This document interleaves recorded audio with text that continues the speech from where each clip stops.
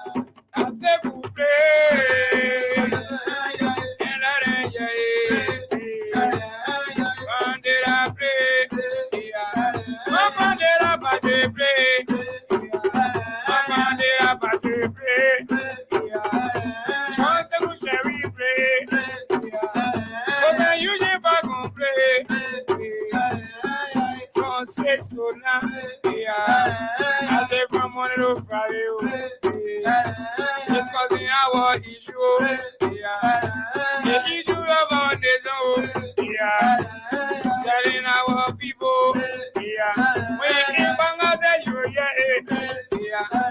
and wait, and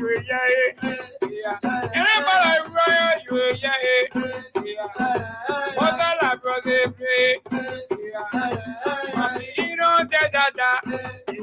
and yes, indeed, it's good to return here this evening on the People's Program Issues of Today, right here on Voice of Liberia 104.1. This is where we converse to talk about the issues in Liberia. Talking about all of the issues in Liberia. Good evening, Liberia. Good evening, Liberians. Hello and welcome to those of you out of Liberia joining us on the program today. We want to say thank you for joining us, and it's always good to be here at about this time. Oh yeah, your issue are my issue, and so it is every one of us issues.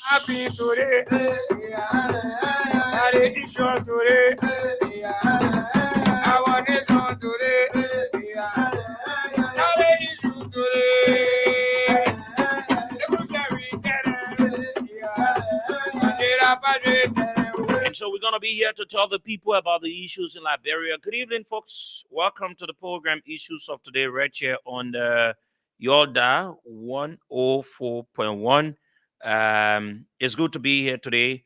And as a matter of fact, we usually converge here every time, Monday to Friday, to talk about the issues in Liberia, to talk about the important issues around the world. And we'll use our international correspondents to give us international updates. Moving forward, talking about all of the important ones. Hello, folks, and welcome to the program today. And today we're going to be here up to 9 o'clock, like we usually do.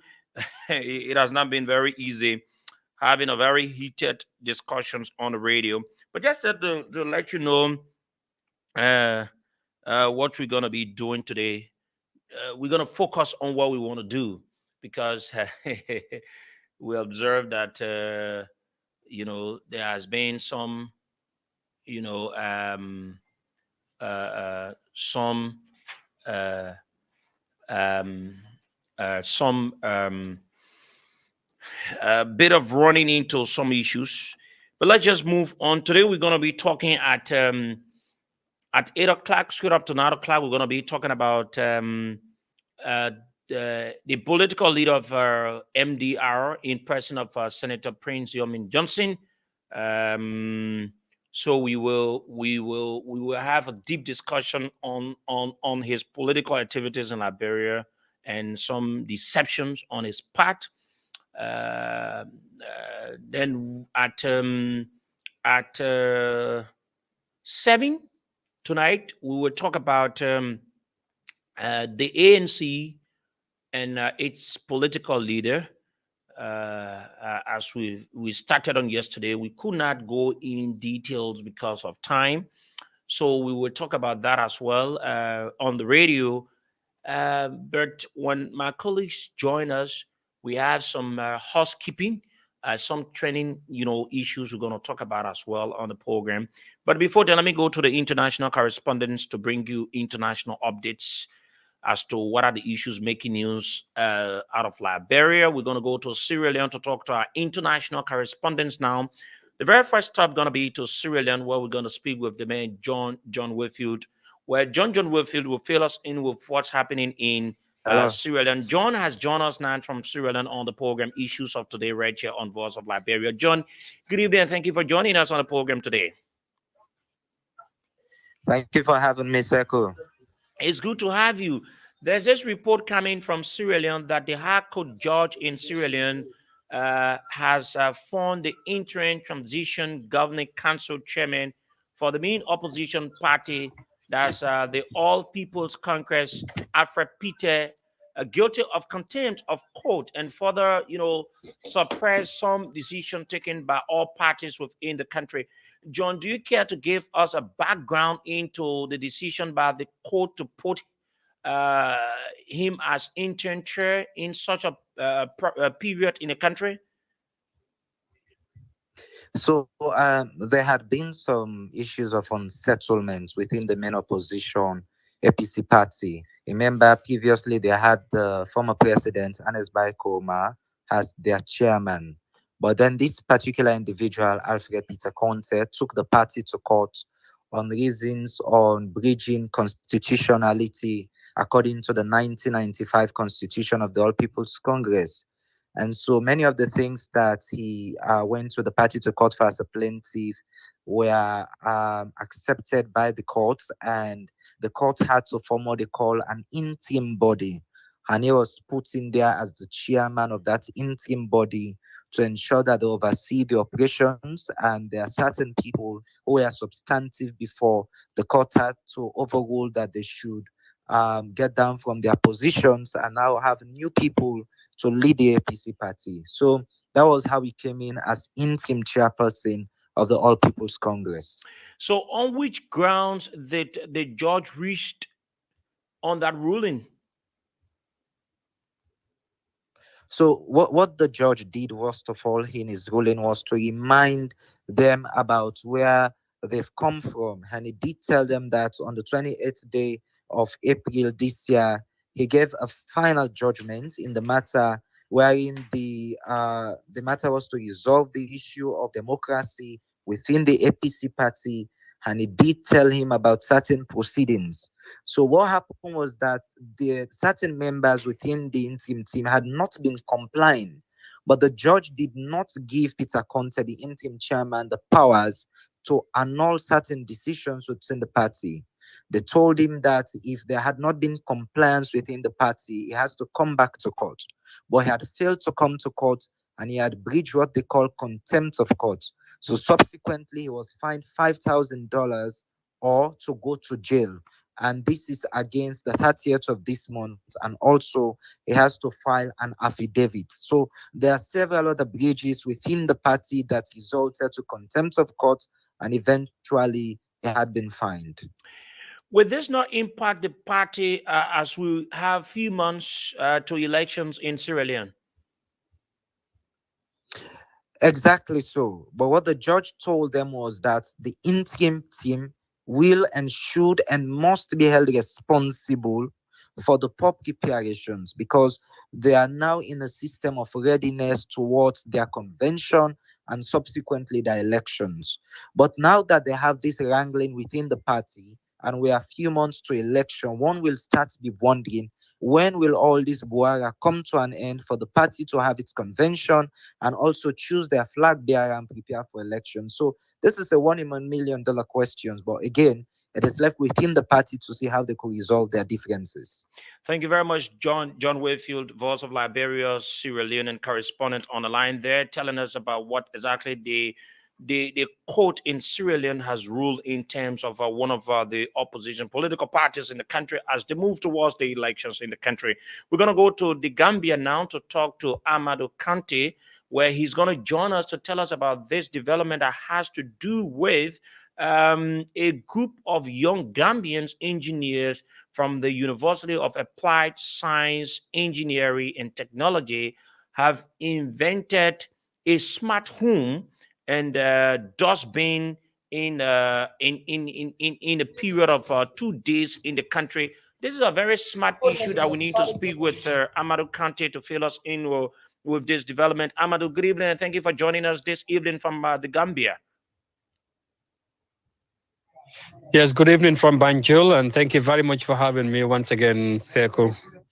How important is this breaking through the young Gambian engineers?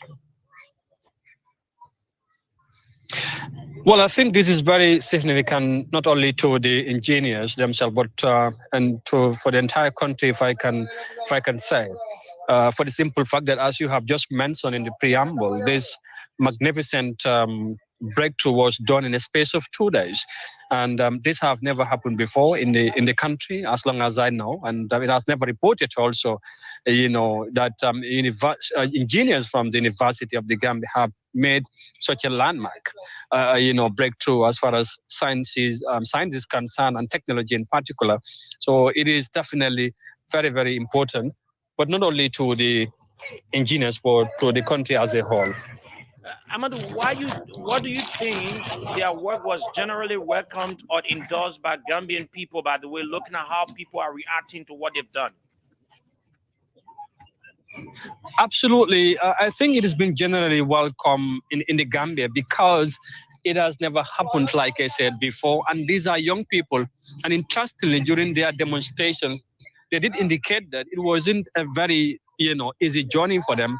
They have to toil and work very hard to get this achievement. And they, in fact, said that it was due to lack of materials and support. That is why, it took them such a long time to, you know, produce these materials. But however, despite the challenge that they have highlighted, the public were generally satisfied and happy with the achievement that they have made. And the young people in particular went onto the social media to celebrate these young people. And, in some of the local mediums also, they were celebrated and highly hailed as heroes and heroines, in the country.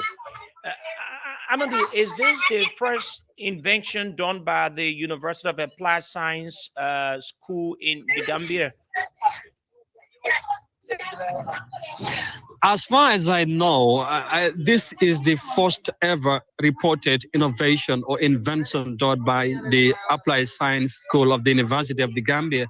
But what is more interesting is that the engineers have been said they have been working for quite a while, and they have been somewhat keen in making such a production. But due to lack of support and some of the the lack of materials that they also faced, that's why it could have not been easy with them.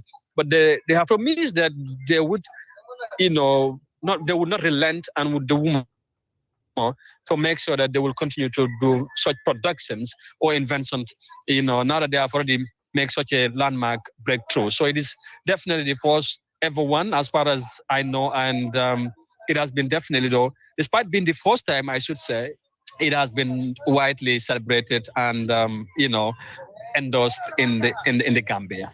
Thank you very much, Amadou Kante, on the line from the Gambia. Banju, by the way, joining us on the program Issues of Today, right here on Voice of Liberia. We're going to go to Lesotho to talk to our Lesotho correspondent now on the line to tell us about what the Lesotho government has begun, in the country. By the way, so we're going to go to Lesotho to talk to our Lesotho correspondent, and he's going to fill us in and tell us more on this issue that has to do with the Lesotho government has begun probing foreign mission as part of its promise to foster good governance and in that country. So our Lesotho correspondent, he joins us on the line. Good evening and thank you for joining us. Thank you very much, sir. Good evening. It is great to have you today on the program. There's this development coming from Lesotho that the Lesotho government has begun probing foreign missions as a part of its promise to foster good governance and restrain state spending on unnecessary institutions, by the way, in the country. What can you tell us about Lesotho diplomatic missions, by the way? Lesotho, thank you very much. Once again, Lesotho has a lot of diplomatic missions all over the world, which I could say most of them are ineffective. They are ineffective because we are a very small country. So some of the diplomatic could be shared jointly. If I were to do an example with our neighboring country, South Africa, it has a lot of consuls inside it. There's also a high commission inside it. We also have an embassy in the British, America, UN, all over. But when you look at the investment opportunities that are coming to Lesotho, they are very little. So most of them are actually ineffective. What is the criteria of selecting diplomats? Is it that are they experts in such process? No. They are actually politicians. Most of them, they are politicians. They are recruited or hired based on their political affiliations by successive governments. They just check, okay, this person has been loyal to us, so let's appoint him as a diplomat. So they are.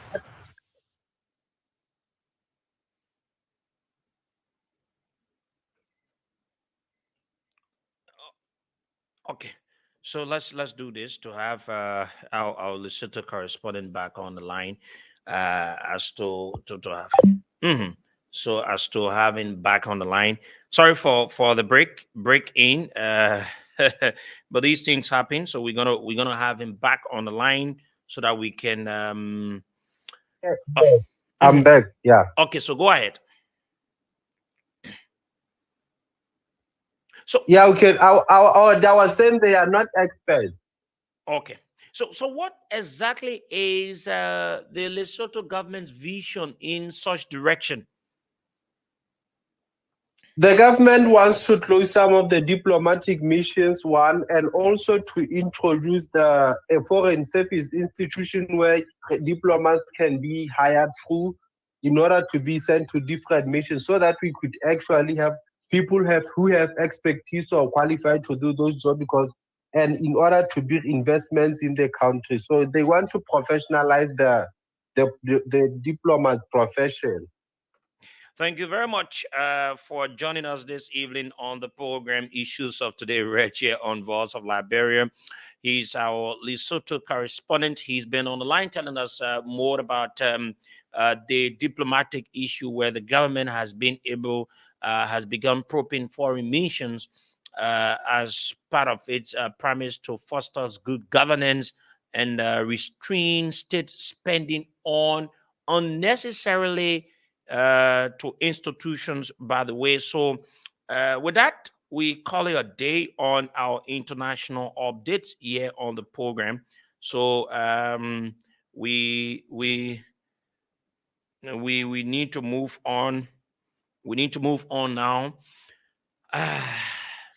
Wow, what's a great way to be back here. And let me just acknowledge some of you watching on the program. I want to acknowledge those of you watching today. I'm told Ghana, Ghana is playing, but one of the things I have not done for myself, I think, is something I need to do. It's because of my engagements running from one place to another, so I could not, really watch the game.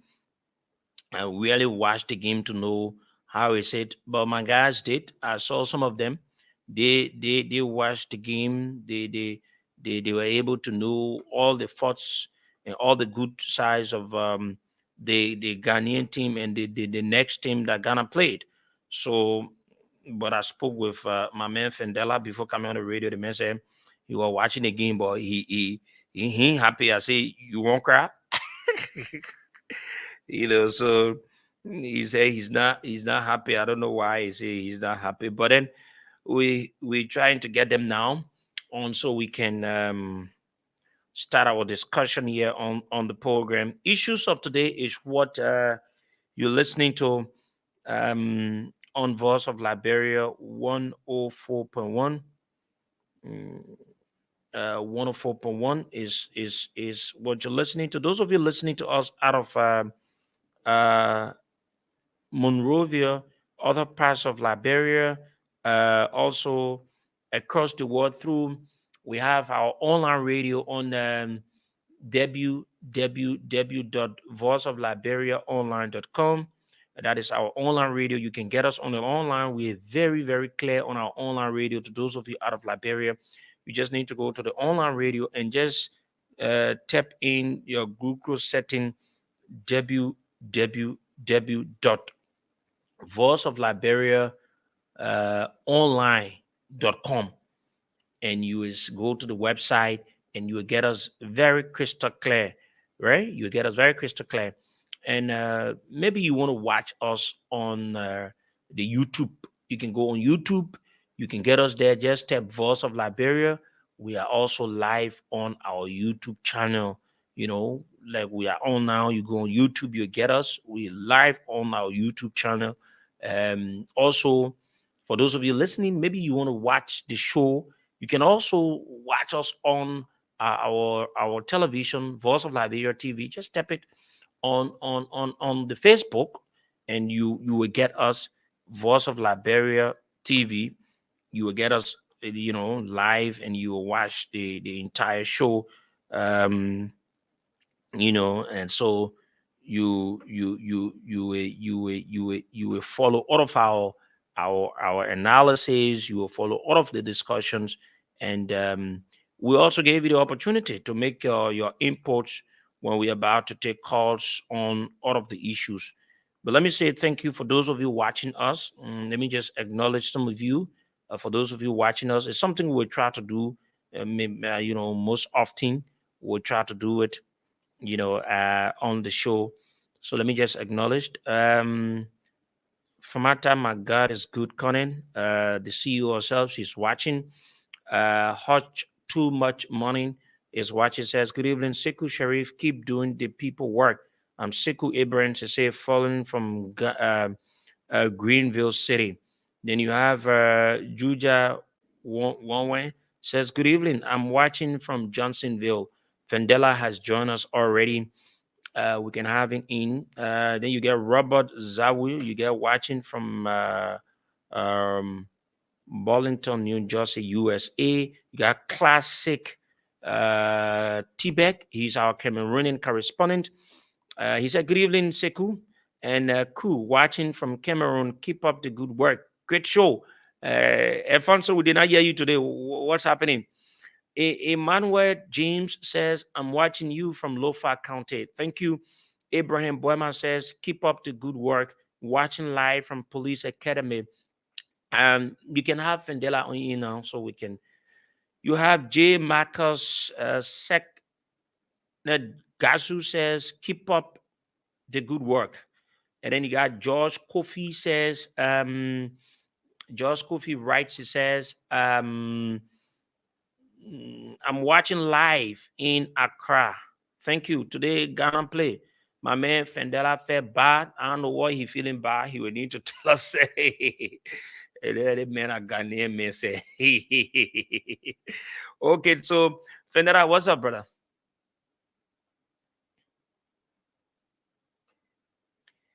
You come in, but I'm not getting you. What's happening with your end? You need to say that again, please. Fendera, you want to check your system? You are mute. You are muted. Unmute your mic. Okay, go ahead.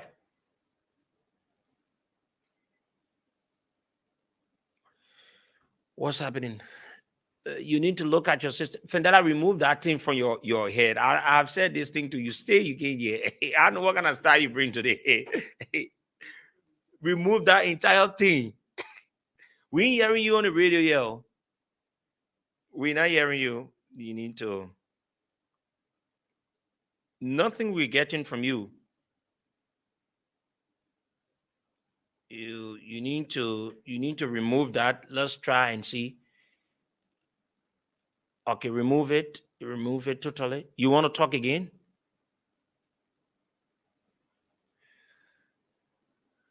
Say something, then maybe we'll get you very, very good. Our guys are looking at it. I hope it is not okay. I think all is settled from here. Frendela, you need to check yours. Someone said, I hope the people that when we all want to about the people say you're there we all not to you see. You will sit down there, you say you'll be talking. Okay, so Fendela, what you need to do, just come in the system again, and then we will know exactly how it is. Folks, if you're just joining us, you're listening to the program Issues of Today here on Voice of Liberia, 104.1. We're trying to get our guys on board so we can start the discussion. It's something you don't want to miss today. Like always, you always want to tune in. It's something you don't want to miss. So you always want to be on time for the discussion. So as he gets prepared. Okay, so too many things happening. The Congress of Democratic Change is having they should be having the youth league election. So you have lots of people, wanting to occupy the position of the former youth chair of the party, person of Mayor Jefferson Koji. So you have lots of persons contesting for said position. I'm told you have lots of names. Lots of names. Let me just get this. If I'm right, you have Emmanuel Molba Johnson, the Assistant Minister for Youth Development, Minister of Youth and Sports, and Secretary General of the Youth League of the Mighty Coalition for Democratic Change. You have Alvin C. Wisse, you got Assistant Minister for Research and Extension, Ministry of Agriculture. You got Malaya Sharif, Assistant Minister for TVET of the Ministry of Youth and Sports, and National Vice Chair for Planning and Program. Then you have Abdul D. Kanem, Corporate Communications Manager and Youth Chairperson of Electoral District 16. Then you have Gaizon Abbas David, Youth Chairperson of Electoral District number 10. I think among all the person that is not working in government, I think that Gaizon Abbas David, like my man Fendela would say, I don't know Fendela or Falcon would say, but all the people that that won the elections are all. But that is the beauty, that is the beauty of source, and we hope they can go in the process, young people, and those whoever that will win. The party should be, all they do is about their political interest, though. So it's not about anything else. It's about their political interest. I want my guys to join us so we can start our discussion. I don't want to start something and while the team we are not on board. So we all need to be on board so we can have this ball rolling. So we can have this. Today, the Minister of Finance appeared before the legislature and to give reasons why their salaries and whatsoever, the people have not taken salaries. So, God, I saw Senator Prince Moi. He said even though the Minister of Finance gave reasons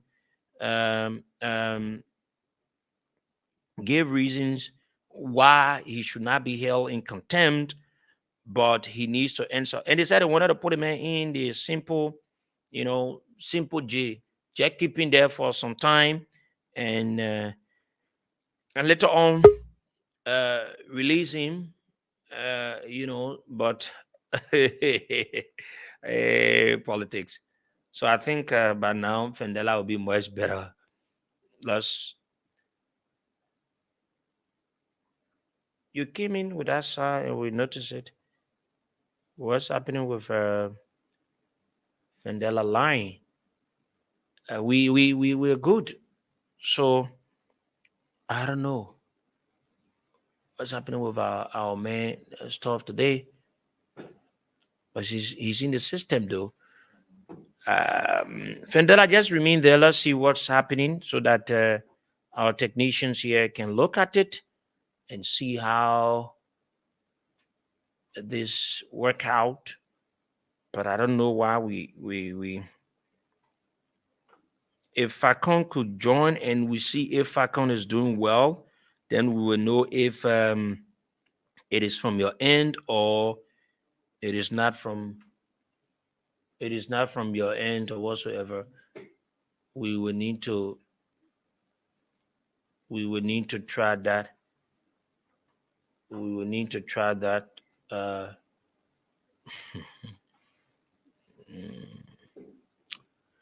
So we want to do this, folks. Sorry, we need to get our guys on. We need to get our guys on by all means. We need to get them on by all means. So we need to do this. We can do this alone. Our guys have to be on with us. So let's play the team song a little bit while we try to do this adjustment. We know this got an issue of today. As our country Liberia progresses with a new dimension, the platform you always want to be a part of, it's here, the Voice of Liberia, 104.1 FM, a new dimension, a 3-hour super interactive 9 p.m. at 6 to 6:30 p.m. International updates. Get to know what's happening around the world directly and undiluted from our correspondents on the program. That's issues of the to 9 p.m. Monday to Friday, only on the Voice of Liberia, 104.1 FM. Keep tuned. We 6:30 p.m. International updates. Get to know what's happening around the world directly and undiluted from our correspondents on the program. That's Issues of Today, 6 to 9 p.m. Monday to Friday, only on the Voice of Liberia, 104.1 FM. Keep tuned. We know this gonna issue of today. On board Liberia, gotta discuss our nation's issue. Our issue, Liberia issue of today. Discuss our issue on Monday to Friday, man. Liberia issue of today. I say on the board of Liberia, issue of today.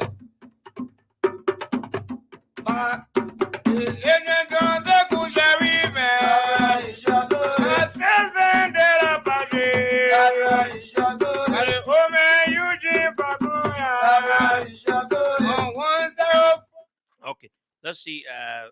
Fendela, talk so we can hear you. Fendela is speaking though.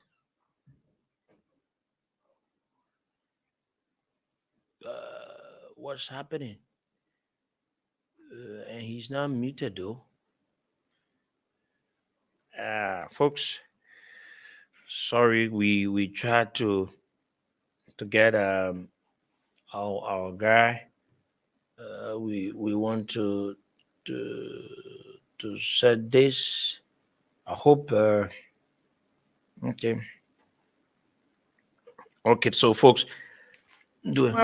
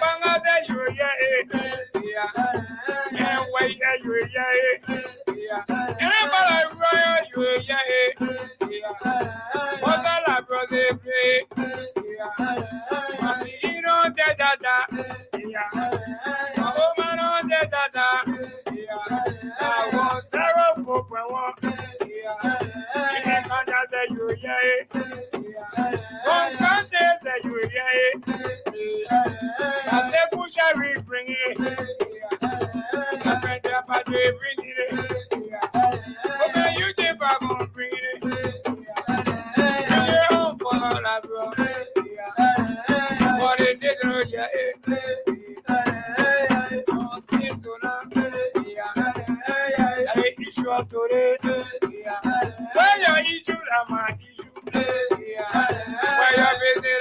visit. The thing happen today. And the issue today.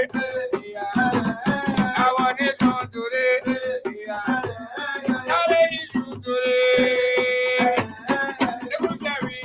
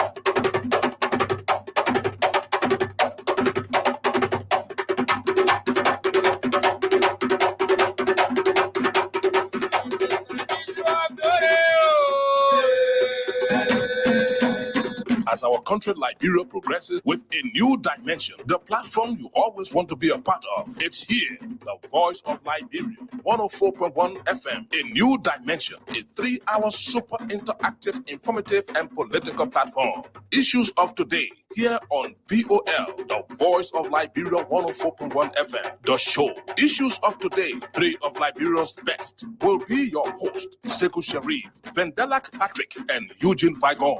Our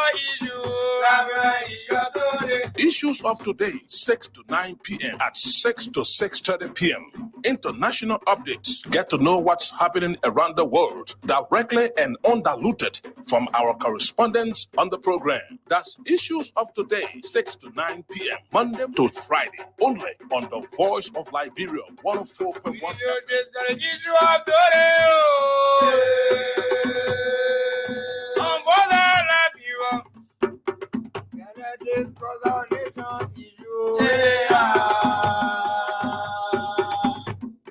Our issue,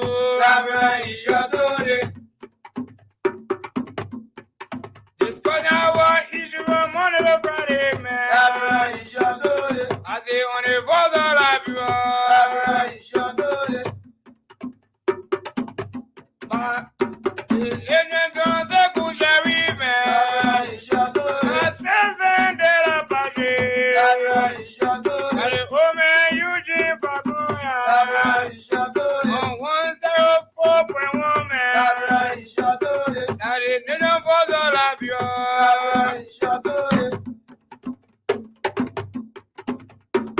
we gonna have a gonna we play. Let the people play. And let them don't you say who play. Bandera play.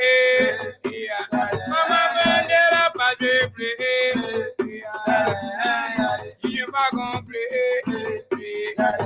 Just say who shall we play.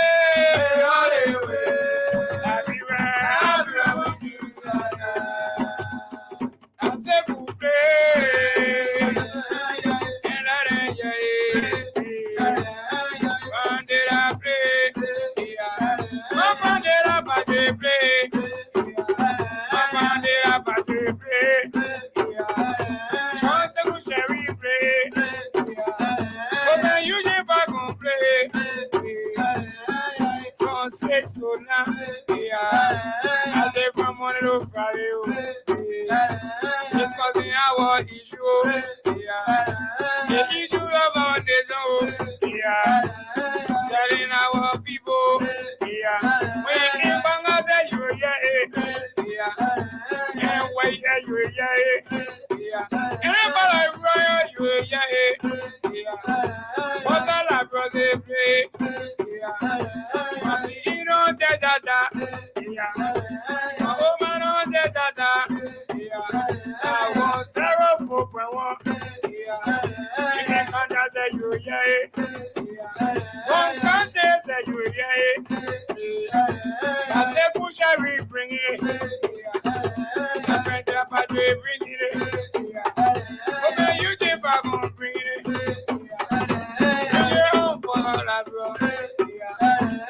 What it did, where your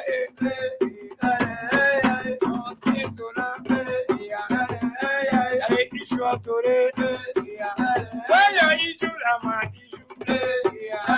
Where your business, my business. The thing I happy today. I issue today. I want it on today. I issue today. Secretary,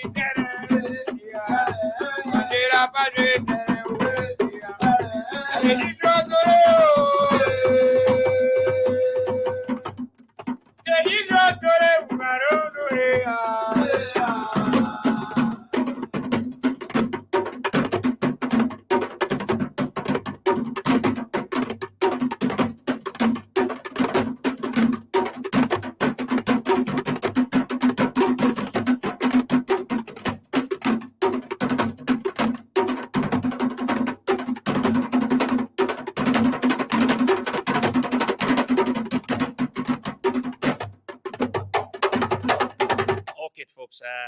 We want to welcome you again to the show. We want to sincerely apologize, but this is beyond our control, and we need to do all these things to have us on. Connect him now, so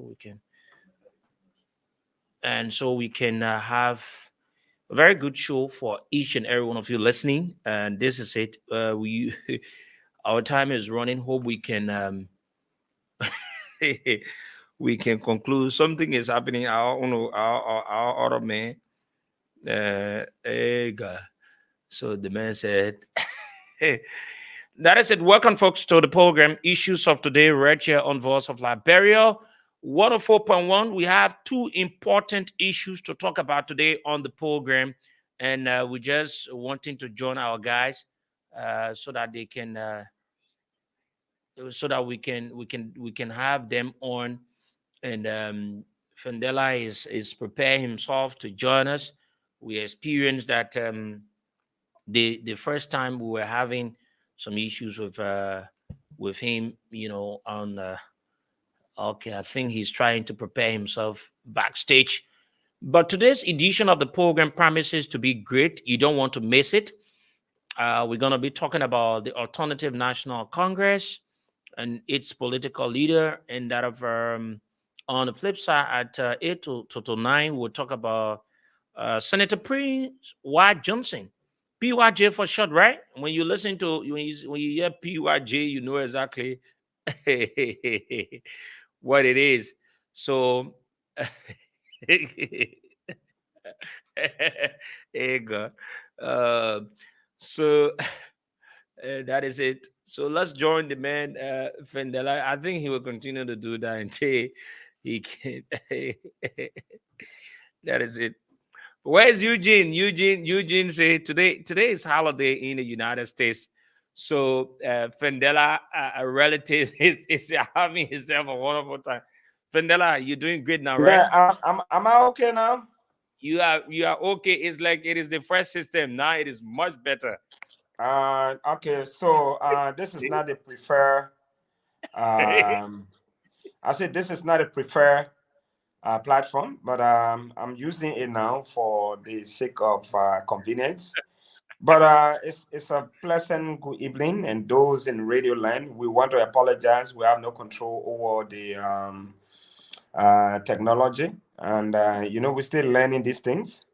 So, Seku, to the listening public, it's good to be here. And of course, today is Thanksgiving Day in the United States. Our brothers are there. They are right now, perhaps, Mickey Mouse and Santa Claus, and eating baked chicken. They are eating baked chicken, turkeys. So they are good. They are doing well. While the masses are languishing in poverty and desperation, these guys are eating baked chickens. Eugene Falcon is eating baked chicken right now.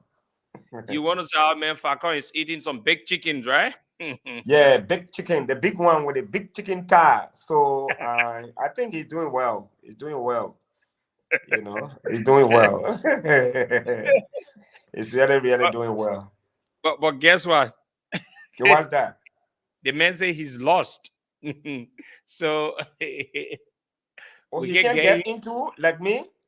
No, not you, not per se to get in, but when I say he lost, you know exactly what I mean. On a holiday like this, the man say he's lost.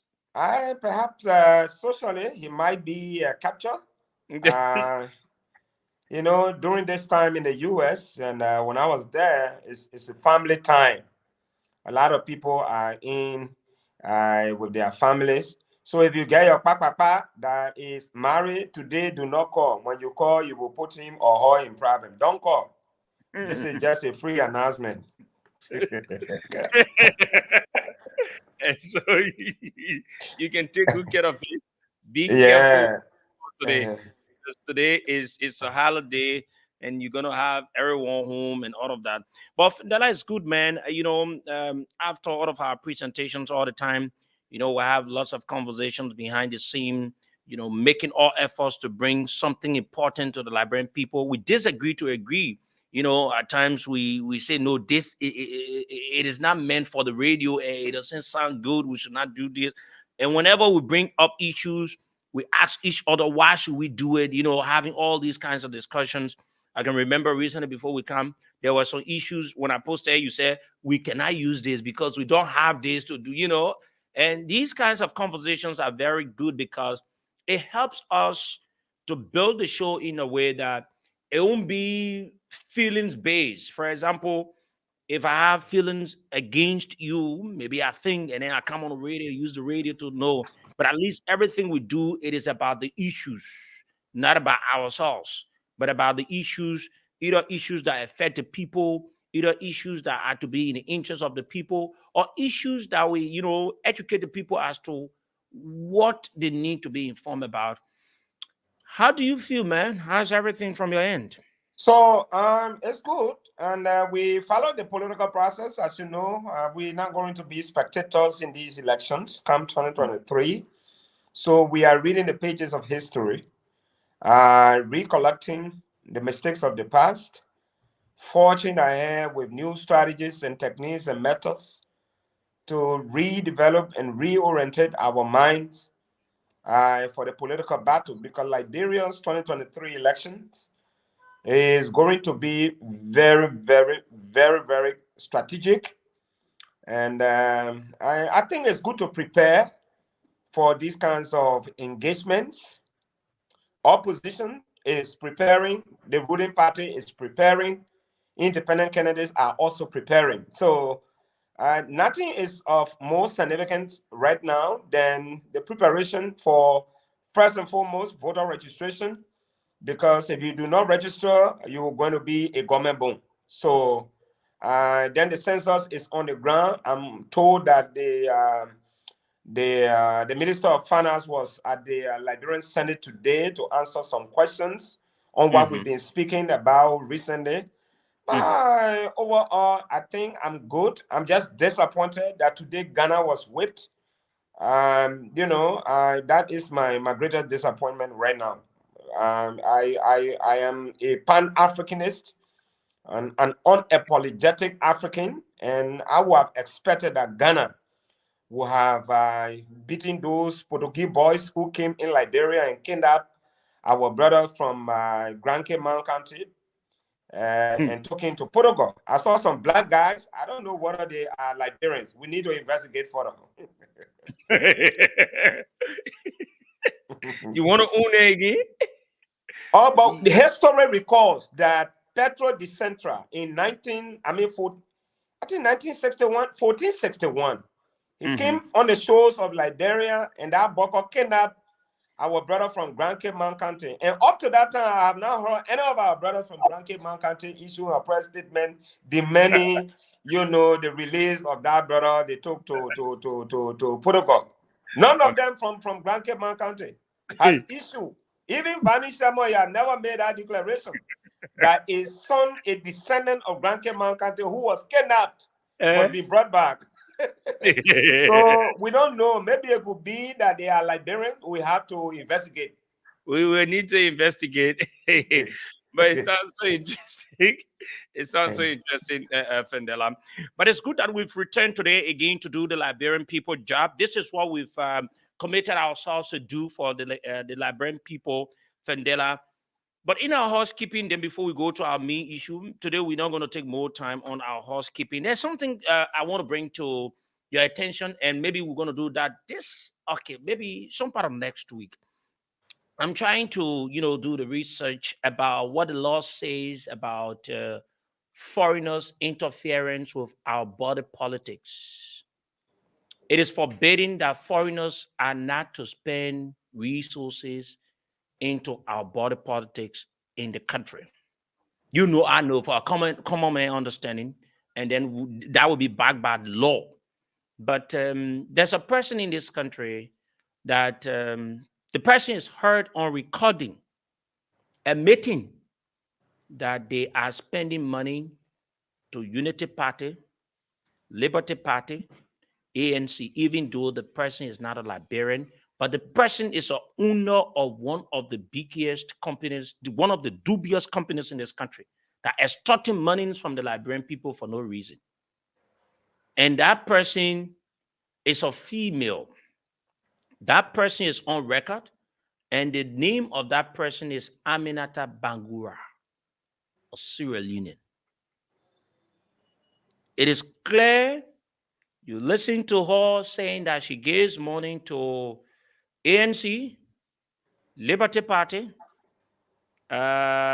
Unity Party, whenever they're having their program. So even maybe Unity Party wants to protest, she supports them.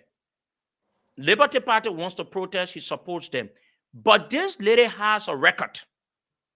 One of the reasons why the company they have in this country was denied operations in Sierra Leone is one of the reasons, because they were intruding into the border politics of Sierra Leone. So we have that. We will share with the team. You listen to her, and we will bring that back by facts. And some other things that people continue to complain.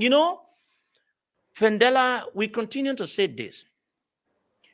Government should make laws that will improve the living condition of the people, but not to affect the people. I'm saying this to say, I don't know, they call the company GTCM or what kind of CM. It is at Freeport, where when people bring in their containers, and you want to ask why it say people should be paying you money. These are some of the things we are told. There are some people in this government, and even some people that have been removed from the government, they got some kind of share in that company, some kind of way they're getting some money from there. And this same person had gone to the extent again, brought in another company that could be of no benefit to the country, but to take more money from the country in terms of using the Ministry of Labor, where they use our president again. Sometimes there are a lot of things that continue to happen. So Fendela will share that with the team. And so we'll look into it. But the main thing here is, it's just simple. Foreigners are not to interfere with our local politics. No matter who they are, no matter what they do, what kind of business they have, it is forbidden. You cannot do that. And that alone is enough to even ask you out of the country, because you know what it means? let us take it for a context that maybe some of the protests or some of the actions of the opposition's political parties in the country, they've been supporting it to have a civil arrest. Because sometimes opposition political parties might have a stand on some issues that could create some other issues. Because if you say you can support on the tape, you listen to it, you say you gave money to this person, you gave money to this person, and you gave money to this, you yourself calling other political parties. When we talk about the June 6th, and they were protests based from the political parties, right? ANC was part of it. Unity Party was part of it. Liberty Party was part of it. So it means that this individual must have supported that action against the government. So we're not coming to speak here for government, but what we're going to say here is one thing we're going to look at. Once anything violates the laws of our country, it is our responsibility, we as talk show hosts on this show, to straighten the contradiction. So maybe you want to say something, Fendela, then before So we go. I think I detest foreigners melting in our Bali politics. I think it's prohibited. We should not welcome that. However, the intentionality of their actions is what we need to assess. I think I've always frowned at the implementation of our laws. What will make a foreign business or foreign businesses to directly engage in the body politics of our country? It comes in different forms. The government, for example, awards all the lucrative contracts to foreign companies. In return, they get favor from those companies. Apart from the taxes that they are paying, they contribute to the political process. That is undisputed. On the other hand, the opposition cut deals with foreign businesses. When you support us, we win the election. You see what these guys are doing? We'll give you these lucrative contracts. And they also go and support the process with the intention that if the opposition wins, they will get lucrative contracts. What you see happening today happened many years ago. Those foreign businesses that have lucrative contracts awarded to them by the government, they supported opposition before. This current batch of opposition, and you are right. These people are not hiding their feelings. They want to, because you have to understand that some of them are feeling bad because the contract that they're supposed to get from government, the government did not award them those contracts. As such, they are calling on the opposition, or they are making deals with the opposition on condition that when they win election 2023, they will be the new batch of business leaders to get lucrative contracts, importation of gas, maybe importation of rice. You know, there are some businesses in the country, they support opposition, they support government. They don't want to be loser. They're not for, they're not against. They are not an enemy, they are not friends. Their only friendship is interest. So when you see these things happening, Sekou, it stems from the fact that people want to remain in business forever at the detriment of the Liberian people. Liberian men will not be able to give the same kind of money they are giving to opposition. Liberian businesses will not do it because first, they will say they are afraid that when the government sees them supporting opposition, they will come after them very hard.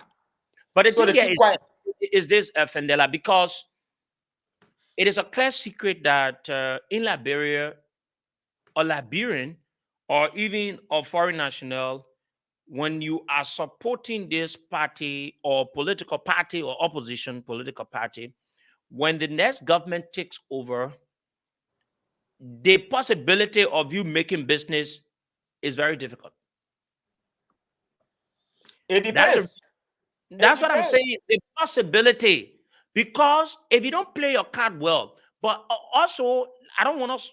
Yes, Liberians are quite different because this is your country. You have red, but business-wise is not good. But foreigners interfering. The law is clear about it. Even there's a law that states that politicians are not to receive certain amount of money to bring in the country in terms of support during the political period, because that interferes, or it won't give.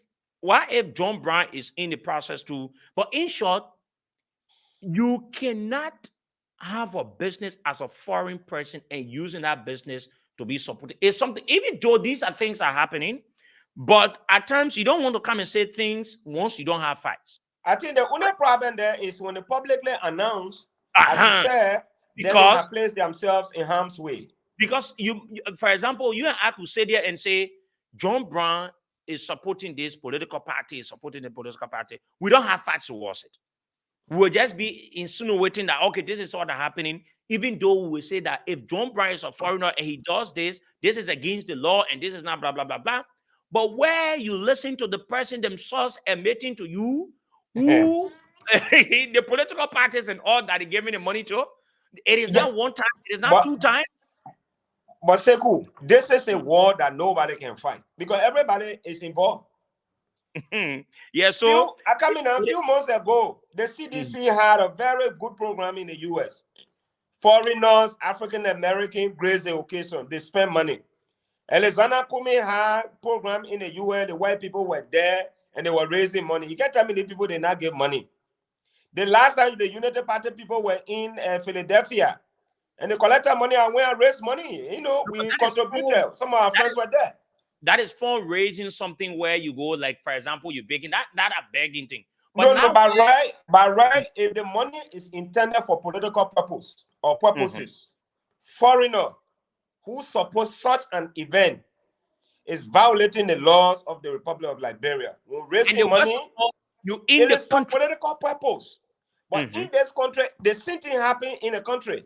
So the point I am making here is clear. If the government was implementing some of those laws, people would be afraid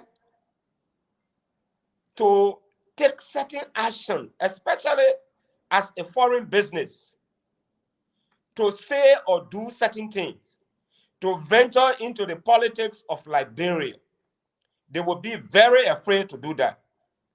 But the point here is, brother, the foreigners are not even afraid.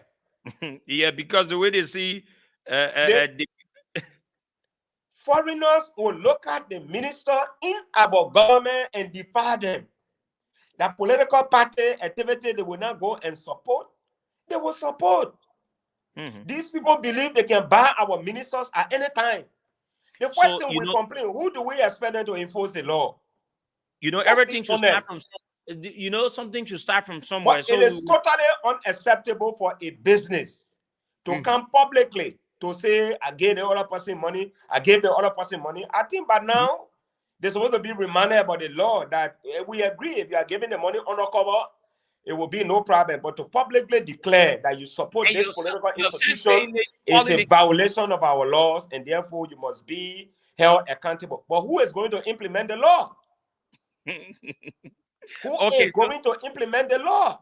So let us move on. We'll take time. We're going to take hour on that issue, and we'll also release the audio to the Liberian people. Let it listen, you know, so that they will hear for themselves and all of that on one of our editions. But like we said, Fendela, yesterday we started the discussion, but we could not end the discussion because of time. And it's so good today we have enough of time. We're going to do that to talk about the Alternative National Congress. Regrettably, our man Eugene Falcon is not on today, you know, so that he can, you know, I can enjoy Eugene Falcon without his shoes there. So he's not on today. But like we started yesterday, Fendela, we were talking, we stopped somewhere where we could not open the lines. And it's good that we go back to where we stopped, then we can move from there. Because when we are fast approaching elections, there are things that we on the radio are to do to educate the people about some of the statements or some of the actions of the people that are asking them to vote them in positions today. Because if we don't remind the people and they go and make some of the worst mistakes, they will come back at times. They will say, but the people that are on the radio, they say they won't hear like this. In fact, they did not tell us they say like this. Now, why is it I'm saying this? Yesterday, one of the analysis I made, and I said there are unclear things of Mr. Alexander Cummings. And let me make this. We don't want to be personal, but we need to say some of the hard facts and say some of these things. We're not coming to say, oh, this person is this or this person is not this. No, it is not what we're saying. But what we're saying, what did themselves, they've said, it is what we are providing analysis and see how things have been going on in the country with their involvements. Now, you saw what I sent you, Fendela. It reminds me about until Mr. Cummings can come up and be bold and say this for once, either to say he supports gay rights or he's not supporting gay rights, there will be speculations. You saw what I shared in the group chat, right? And you are clear to the point and you made a lot of sense that what we need to do, who is this person that alleging? Where is the person? Can the person come up to say that this is what happened, right? Yes. There's nothing to show. The next thing, there's an allegation that certain group in the United States is a gay group headed by a gay, donated 100,000 to Cummings Africa Foundation for the 2017 elections, right? That's another allegation. That's two. I hope you're understanding the point I'm trying to make. I'm following. That's two. Number three, Senator Prince Yomi Johnson has come up and been very clear and vocal, alleging that Mr. Cummings is a gay. That's three. So you want to go in the public and try to sample the views of Liberians about their thoughts about Alexander Cummings being a gay. Among the 100 persons, maybe you could get 60 to 70% that will have that belief that Mr. Cummings is a gay, because the rightful answer has not been placed because they've heard people like Senator Johnson said Mr. Cummings is a gay. Even though Senator Prince Johnson said the man is a gay, he did not prove or provide any facts that he's a gay. Even though Mr. Cummings himself has failed to make the Liberian people understand on this allegation. Like you said yesterday, there's no record to show where Mr. Cummings said he's a gay. No. But his answer to a question, that has been the problem. And this is what I continue to say. It is haunting Mr. Cummings. Mind you, we're going to play the voices. We're going to play what this man said. And that we're not going to say that's a factual report. No. Even Fendela, when we agree to read that, we're not going to say it's a factual report, which we want to make very clear here. We're not going to say this story, we are relying on this story. But it is something on the internet. So, by using some words when he was asked by the late Mamadi about him, if he supports gay rights, or if he becomes a president of Liberia, will he support gay activities in the country? The way in which he answered the question gives room, let's be honest, gives room for people to speculate. You want to come in? Yeah. Oh, you don't. I just wanted to come in quickly to. I think members of the ANC, they have to clarify this. and deal with this matter. I don't consider it an issue for me personally. But our society is structured in such a way that these kinds of discussions are sentimental. Religion and this kind of topic, Yes, it has the ability to make people to think differently, especially people are holding on to their culture and tradition. But I had a time to listen to Mr. Cummins recently on Spoon, and this same question was asked. He made it very clear he does not support this right. However, there are people who still believe that more clarity should be or be made on this matter. Prince Johnson accusation, the same Prince Johnson received $50,000. I understood that when he was constructing his university. Mr. Alexander Cummins gave him $50,000. He received it, and after some time, he comes on air and says, the man is a gay. For me, I like to be very clear with some issues. Politicians use different tactics to demonize or submerge each other. We are in a political process, and as such, political jabs will be thrown at certain political leaders.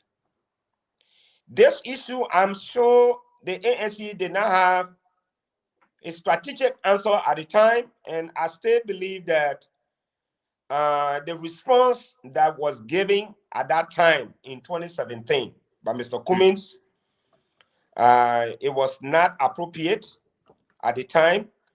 But I think coming up now to better clarify, as he has been doing, I think it sends a different message that his intentionality of the answer he gave at that time did not reflect or did not mean he really supported the act. Right now, he's very clear on some issues. But here is the issue, right? Would this issue matter in 2017, or 2023? What are the issues in 2023? Is the issue of sexuality going to play very well in our country? Decision-making process? Is the issue of corruption going to be a paramount issue? These things, especially religion, your social life, your political alignment, your religious life, traditional ethnicity, it matters a whole lot in the electoral process of our country. That's why in certain localities, certain individuals are elected squarely based on their religious belief or traditional heritage or perhaps ethnicity. They may like Basel man. And so there's no way you go, a kissing man will be in Grand Basel contest in Central Basel, you can't speak the Basel, you may not win. There are certain countries, whether you have the ability to lead or whatever, no matter who you are, you live in that area, as long as you don't identify with that tribe, you will not win. The same thing with social life. Certain social life, once you are aligned with it and people try to politicize it, if you do not have a defense mechanism, it's going to affect you. What we can say, for me personally, what I think the ANC can do, because these things matter. I'm sure that you bring this thing out to help the ANC to better strategize. We're not helping anybody. No, Fendela, we're not helping. What we're doing is about the interests of the Liberian people. No, helping in the sense that you're creating a platform to say, look, these are the concerns in the corridor. Why are you not making significant deliberations on this matter? For some of them, they believe that it doesn't make sense, it's a non-issue, so it does not worth discussing. We cannot force these political institutions to debate on certain issues they believe it is unnecessary. At the same time, you are in the media. I'm not a media practitioner. I am an activist, and we deal with so many issues. What you have been saying, would that be an issue come 2023? Is it going to be an issue that will stand up because Liberians have not reached to the level of saying we want the practice of Totokwe or Miamia to be in our country. We don't want that to happen. So as such, it is important for someone to systematically deal with this kind of thing. And like you said, he made a statement in 2017. He has come out to clarify. I don't support this Totokwe or Miamia business in this country. I've never been a part of it, even though PYJ, I like to state clearly, PYJ cannot be trusted. He will eat money. After some time, he dumps you. And I don't think such a person will make an indictment against an individual that you receive money from them, $50,000 for the development of your, for the construction of your university. Is this a payback? After you eat somebody money, then you denigrate them? You can also say because the man received money, he cannot say what he believes about the man or what he thinks is proving about the man. Anyway, but I think you listen. We play it. No, you're right. You're right. Let me just say this. I think we need to go beyond that to say what is his reliance? Thank you. Because listen, you will. So how do we get a reliance? He accused. Listen, he accused Darius Delon to remember. So we all the CPYJ accused Delon. Yes, so maybe he knows the reason why. Maybe he has seen it somewhere. You are in the media. Take the microphone to him at the Capitol building. Let him make significant clarity. We want to know. We are interested. Because tomorrow, it will help the country, because so many persons accusing you, you involved in this, you involved in this, you are involved in that. So we need to get that clear as well. But what I'm saying is, Prince Johnson Fendera, we like it or not, is one of the major players into the local politics in our country. He's a person that what people believe. So if Prince Johnson has been able to, he did not say they in a gossip. He said it publicly. And he's accusing you. Listen, the way in which you will respond to issues, you will contradict that issue, or you will make the better clarity towards that issue. Since 2017, like you said, why is it Liberians continue to hold on that statement he made when he appeared on the radio than what he's saying now? But Sekou, are we suggesting that it was one of the contributing factors for which Kumi lost? Can we conclude on that? That could be. Man, you listen. If we open the lines, you listen to Liberians, right? They believe most, not all. We need to be honest. They believe some of the people is if even Mr. Cummings is not a gay, but he supports gay activities. So when he becomes president of Liberia, he's gonna pass in, or he's gonna push for that law to be passed so as to give gay rights that leverage so that people will not be afraid to do gay activities in Liberia. It is not something that we can prove, though. All what you're saying, we're saying it based on what others have said. Mind you, like we've made that disclaimer here, right? We are saying it based on what others have said. Listen, the United States president at the time, when the issue about gay issue came up, the president of the United States was being clear.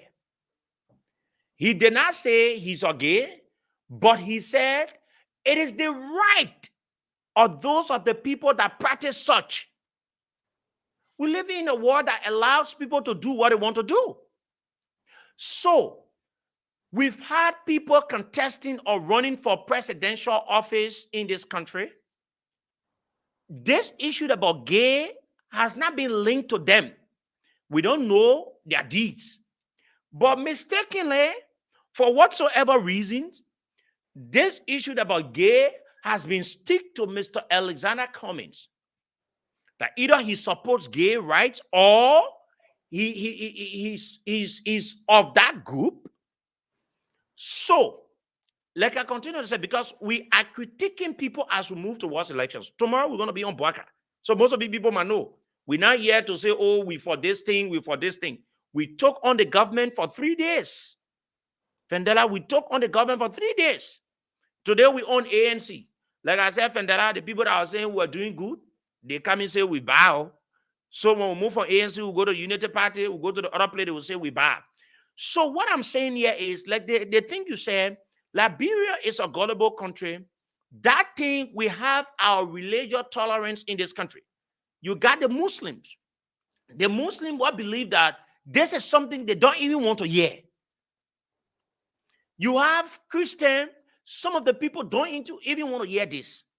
You have some people that are of no religion belief, but they think this is not. Even though Mr. Cummings said of recent, like you said, he don't support it. Is that enough? Has that insult cut across as being so powerful like what he said before? I want to say no. Not too many persons even will tell you, say, Mr. Cummings said he doesn't support gay. Right. But what people will tell you when you open this line now, and we allow people to call, most of the people will tell you, say, Mr. Cummings has not been able to answer the question as to whether he supports gay rights or he's a gay. So my thing is, maybe some of those callers are from UP, and you don't expect good answer from them. Some of them could be seditionists. You don't answer, you don't get good call from them. Oh. And in order to balance the argument, I hope, people will be able to call and give their own expertise. From 2017 to 2023, it will be 6 years. With the issues, is the issue of 2017 going to spill over in 2023, and it becomes an issue of discussion or shifting of political opinions in 2023. For example, President Weah came into the election 2005. This issue about his book business, they say he was not a high school graduate. Samuel Tuet defended him. Everybody defended him. That George Weah, it was not possible for George Weah to have left from here and go to Cameroon and play soccer. He's a high school graduate. George Weah went on Radio Veritas.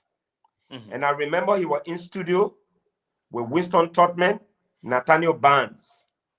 Francine Wola, a caller, asked Francine Wola to ask President Weah to confirm as to whether President Weah, was a high school graduate or not.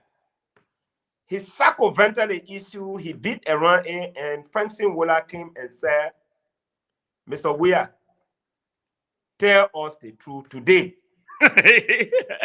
Are you a high school graduate or not? George Weah said, I want to be fair to the Liberian people. I am not a high school graduate. Before he could leave the studio, it was on BBC. Harvard-trained economist versus a high school dropout. A play on the emotions of Liberian. I remember people went from classroom to classroom. They take somebody in the 6th grade, they carry them in the 12th grade. Can that person be class preferred? No. That's what's going to happen in the election. It sank in the minds of our people. Over a period of time, President Weah worked on his impediment in 2005. It did not hold in 2011. It did not, it held him to some extent. That was proven. No, listen, you're right. That's something I'm driving at. President Weah made significant clarities in terms of his action. 2011. And that was backed by his school he went to. Yes. He went back to school to provide additional clarity that though he is not a high school graduate, he was not, but now he's going to school. And 2017, the entire debate as to whether he's a high school graduate or whether he went to Pakpakpa school, people stay investigating what kind of high school he graduated from before going to college. So that answer was laid to rest. In this context, What I am thinking about, if you notice in recent time, is that I have not seen the chairman of the ANC directly engaging the media. I'm not seeing the Secretary General of this political institution engaging the media like a political party that is ready to rally the minds of Liberians, to rally the votes, to present. The only person I have been seeing doing extremely well is Mariah Yekula on Spoon TV. I have not seen the youth wing really engaging in the political affairs, trying to propagate or sell Mr. Alexander Cummings for the presidency. I want to be very clear. The diaspora base is doing a significant work in terms of raising resources for this political process. Let me just come in there. When you talk about that thing, what I think is happening there is dictatorship. Mind you, political party is a group of people that join together and believe in certain thing and wants to see that thing to come to a point where it can yield results. So that means every one of the partisans in that party should know the value, the vision of that party. What am I saying this? If you notice the ANC, and it is a clear dictatorship in a sense, they only push Mr. Cummings to a point where if he doesn't speak, no one else should speak, which is a very bad precedent and a leadership style. You cannot have a political party, even though you need to structure as to who to speak. But people in relevant positions are to be given the opportunity to speak. Like you said, if you rather just talk about ANC, the only person you will talk about, Mr. Cummings, even though it is the political leader that you push, but there should be people that can also make things happen. So why if somebody said, yeah, I agree. Sometimes, and like I said, let me just be, I was a victim, when we were establishing, and the friends of Kennedy Sunday way back in 2017. I remember I got expelled by my own colleagues because I told him, I said, Papa, this is not how people operate in a player. This is not a church. You come here, you tell people the Lord be with you, will say how, will question you. That in a church, when you say the Lord be with you, everybody will say the Lord be with you, So I know that. I understand sometimes the standard bearer can be very powerful. But I don't know what the media is doing at times. If I was in the media, I would have taken my microphone to the headquarters of the ANC, demand to speak with the standard bearer or maybe the party chairman. No, it doesn't work that way. The party chairman is Alosha too. The last time he spoke, no, that Daniel Alosha too is the party chair. Senator Daniel Yeten, I think so. Oh, Daniel Yeten. Oh, they have had their convention. Okay, good. He's in the Senate. And why would the chairman of the party? I have not listened to many of the young people. I'm not too sure whether this is dictatorial tendency or whether it's just a lackadaisical behavior, because your political party cannot come under firing squad and nobody comes out to respond with sporadic intellectual fire to dismantle and clear the air like what political parties in the past and current are doing.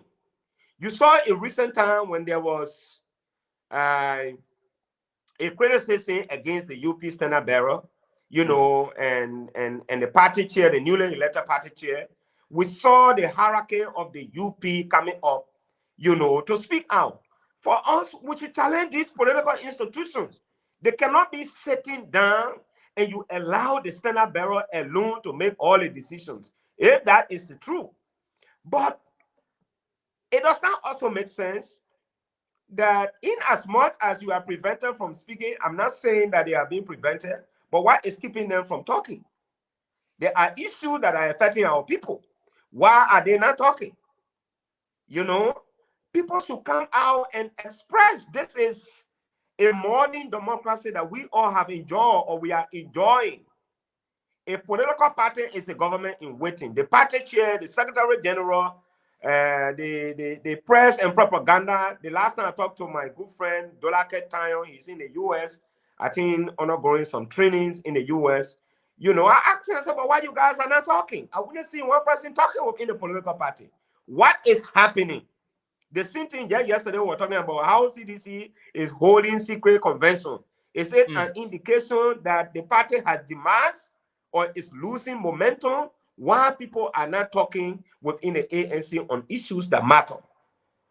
Like we see on social media, he makes visits, and there's this allegation that what you just mentioned, how people continue. I see newspaper carrying news story about him.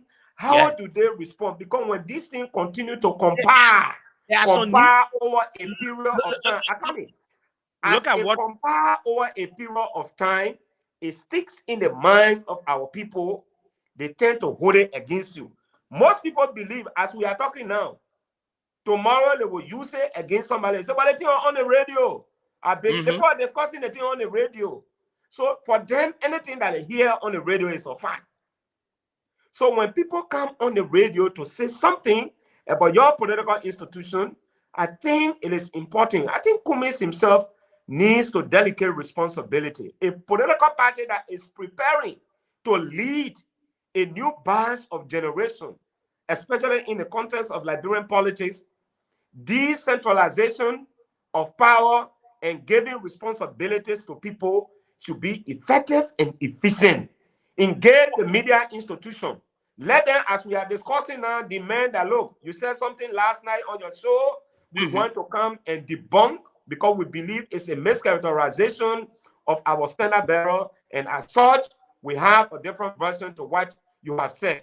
I think it's important too on the part of the media to engage these individuals. When you get information from them with regard to what has happened, it will give you a better opportunity, you know, to read between the lines and know whether what the standard bearer said, it was in line with their own thinking or internal discussions. Okay, so very good. So let's deal with this issue, and then we will move on to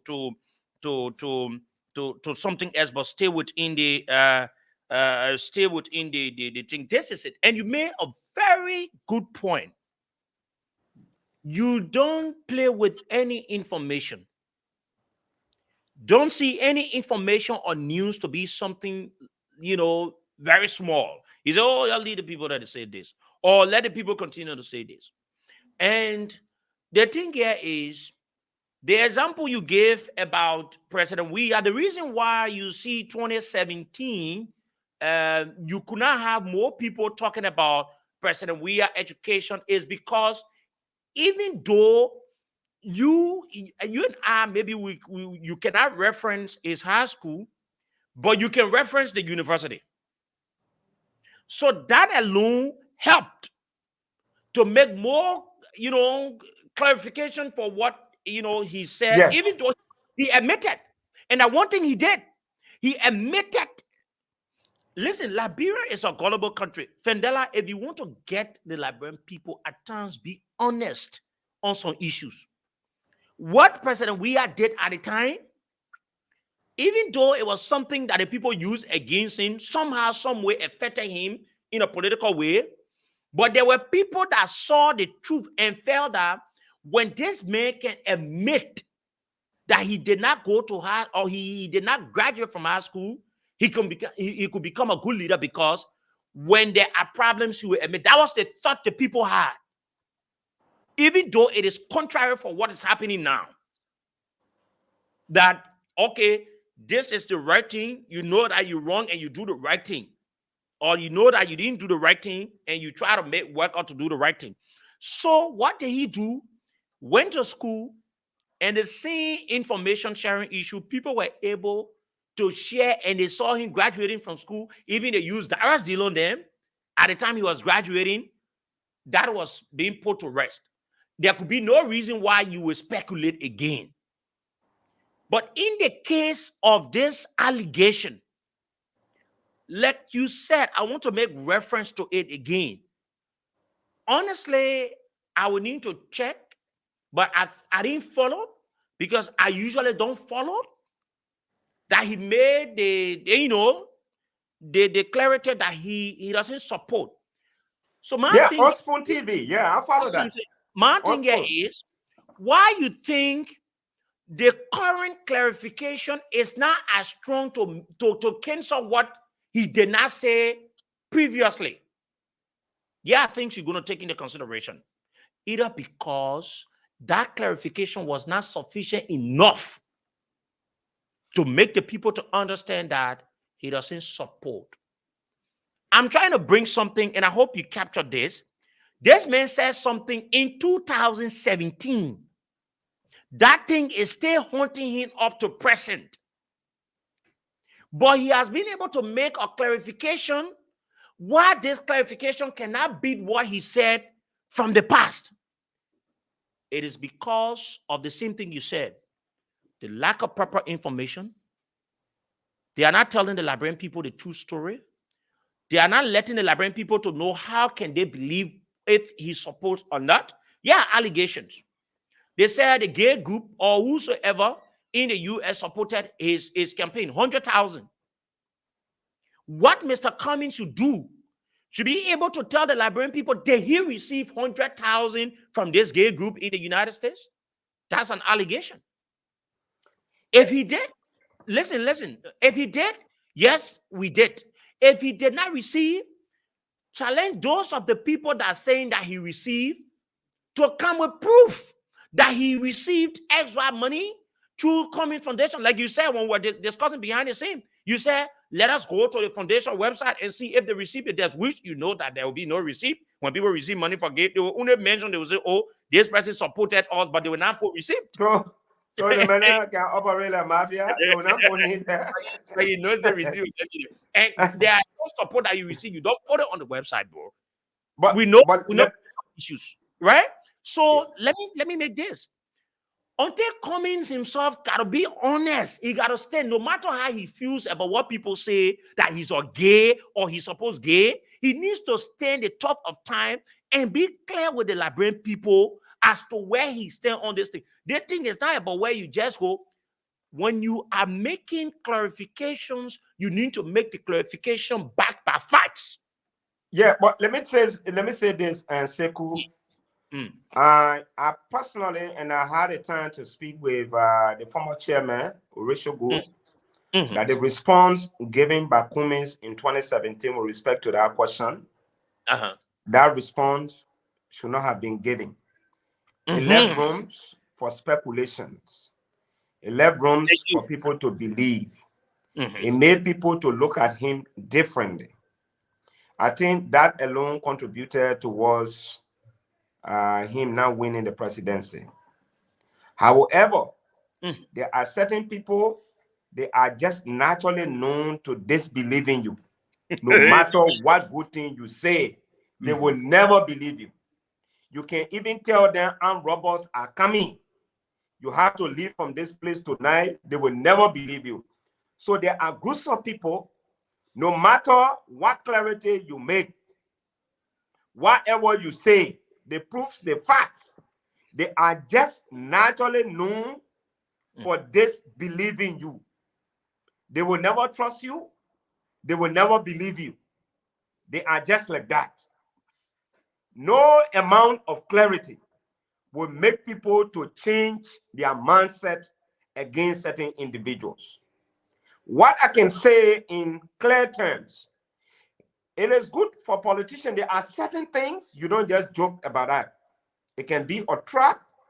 When questions of that nature are asked, very clear. I don't subscribe to this. I don't believe with this. I'm done. Especially when you believe what you are saying. I think he answered the question then in an intellectual form to say it is a lifestyle I struggle with. Yeah, but he has explained himself. He doesn't believe it. He doesn't support it. That's it. But my thing is, would that be the issue in 2023? When people are wallowing in poverty and desperation, There's no food. There's no job. People are not taking pay. Are you still going to bring that propaganda in 2017 to place it against him? Will it work? I'm saying no. The debates of 2017 was this issue. Will it be relevant in 2023 is another issue. I don't have control over the minds of Liberians. I don't know how they are going to vote. Whether the issue of corruption will stand up, whether the issue of Totokwe and Miamia business will surface, whether the issue of inconsistency, people leaving from one political party to go to another, whether that is going to be an issue. So we have to sit down and analyze the competing priorities in the 2023 elections. What Liberians will be looking at. They are going to be looking at character. They are going to be looking at your social life. Okay. They are going to be looking at the issue of integrity. Is this issue? Times have changed. The debates you placed today would expected that Unity Party will be relevant. 2017, they were beating. One would have assumed they would not have existed at this time.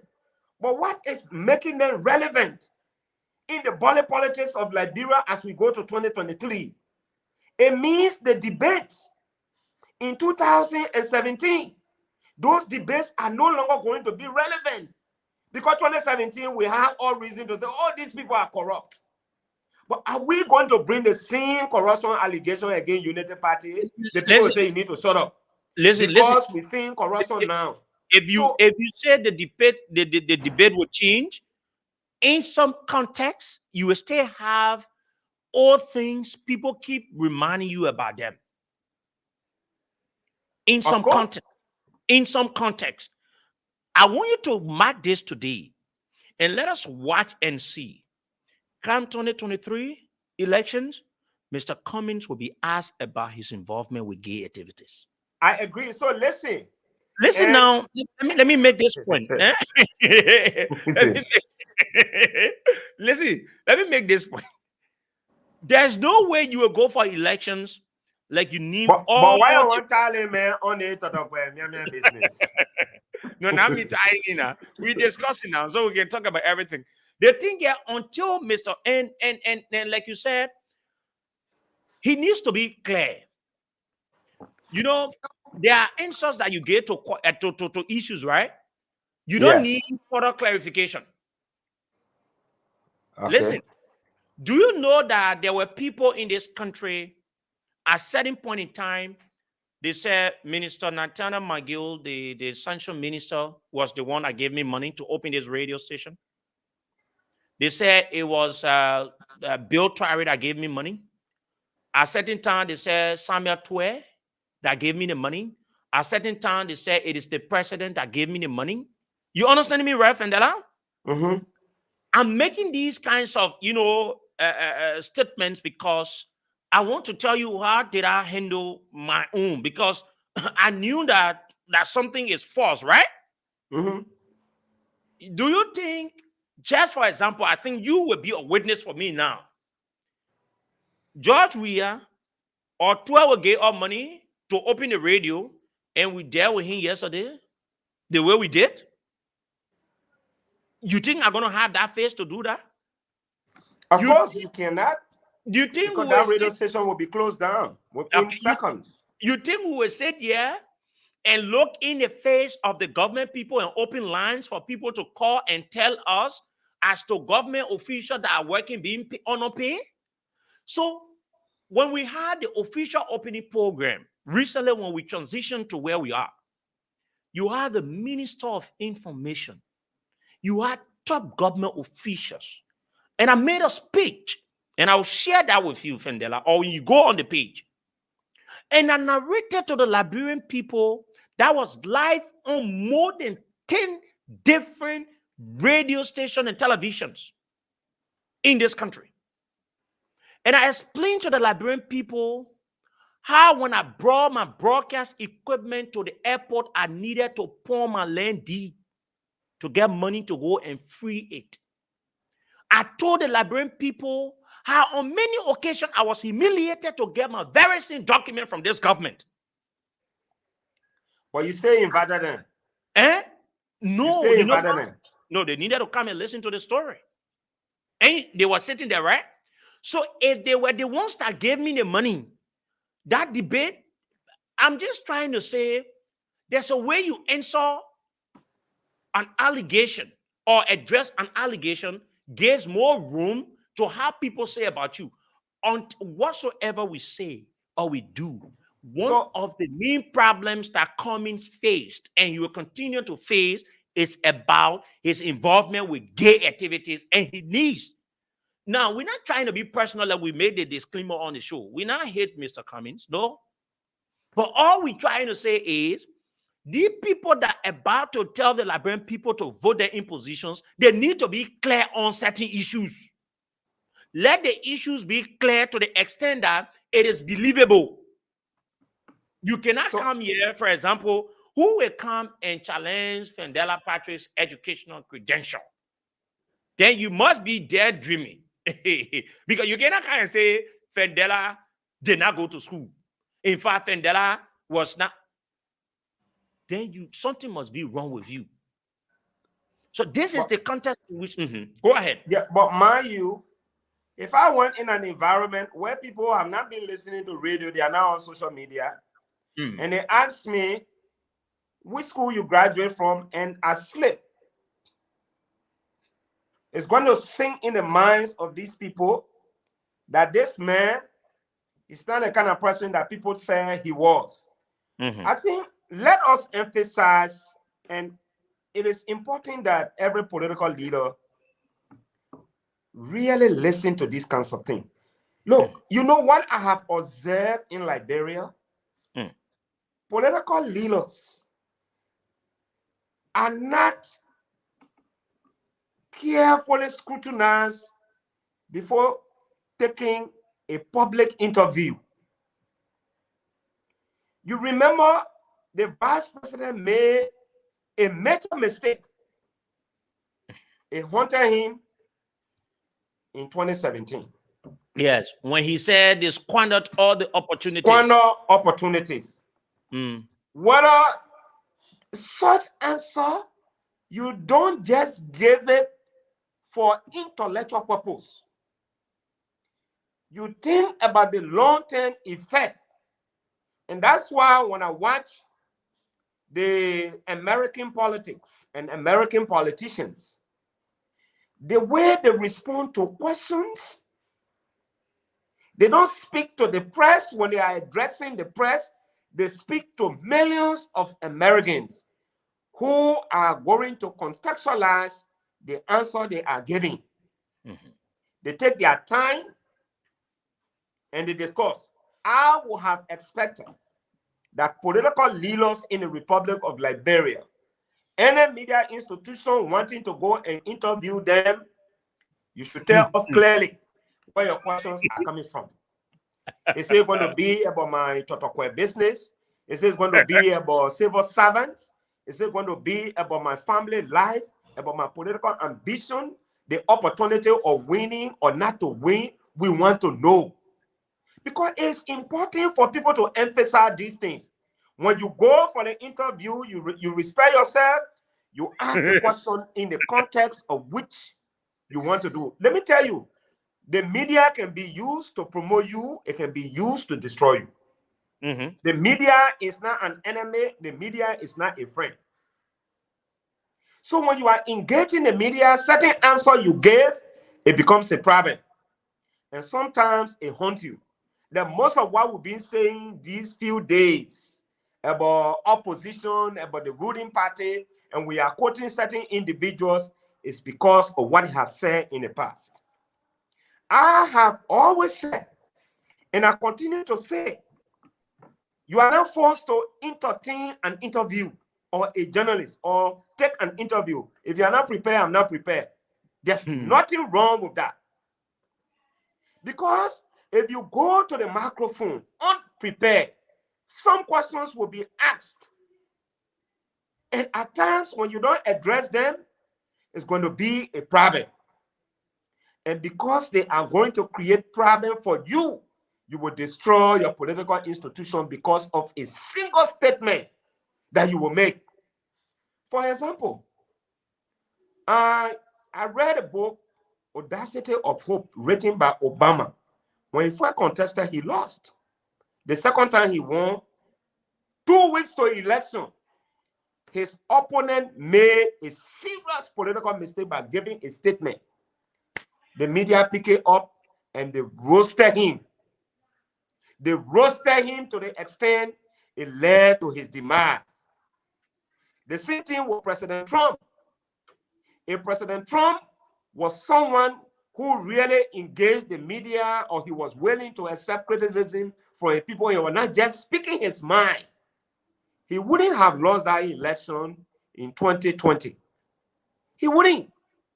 But the media alone, like I said, the media can develop, the media can break you down.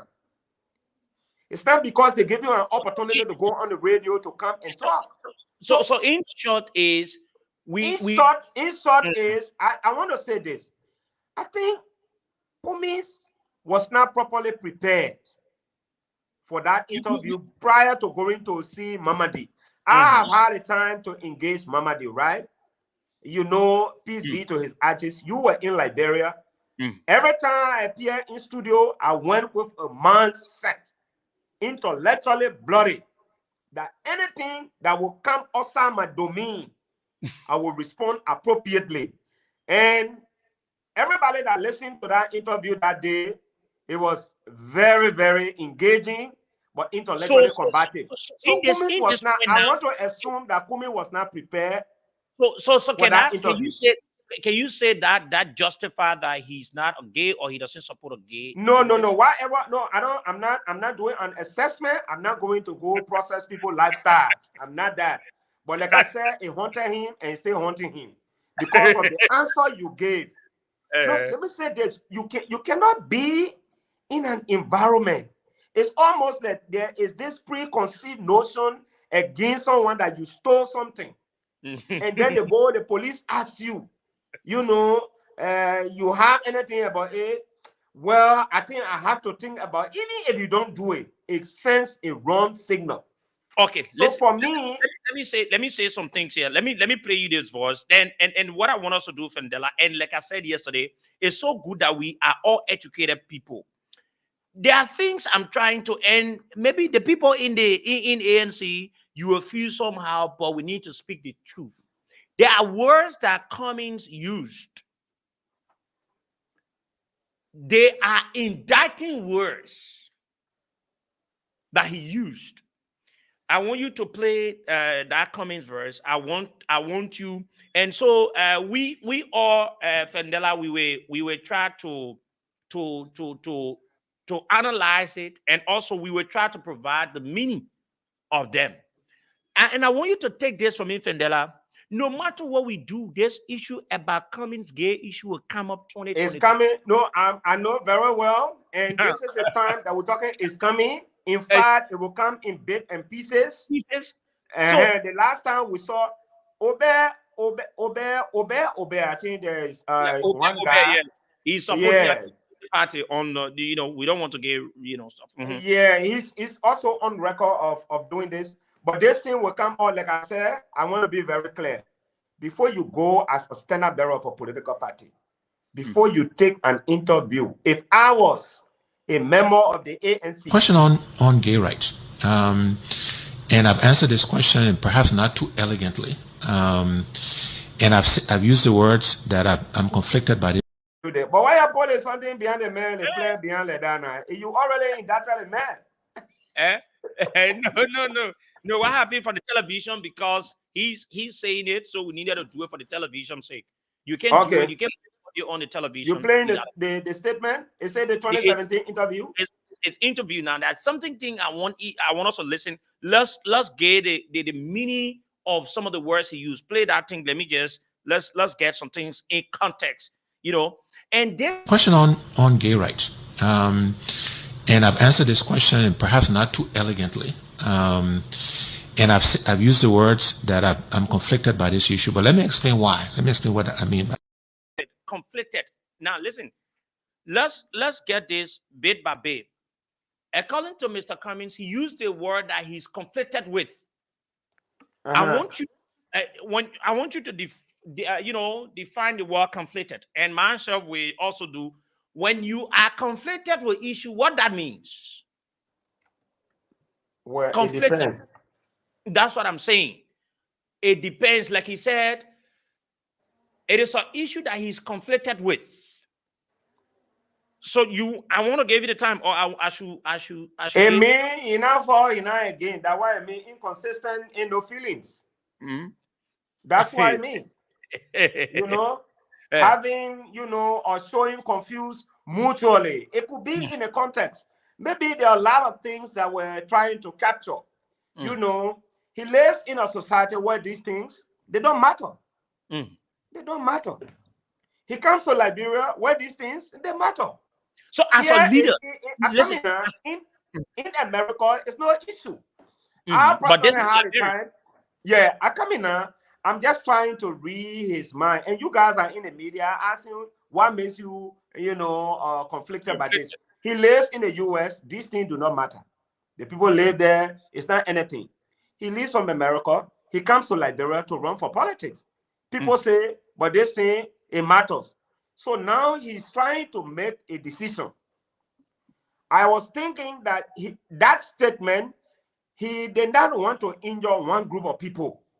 When he said, I'm against it, morally, he might have been thinking that he will be hurting certain people, that he had worked with over the period of time.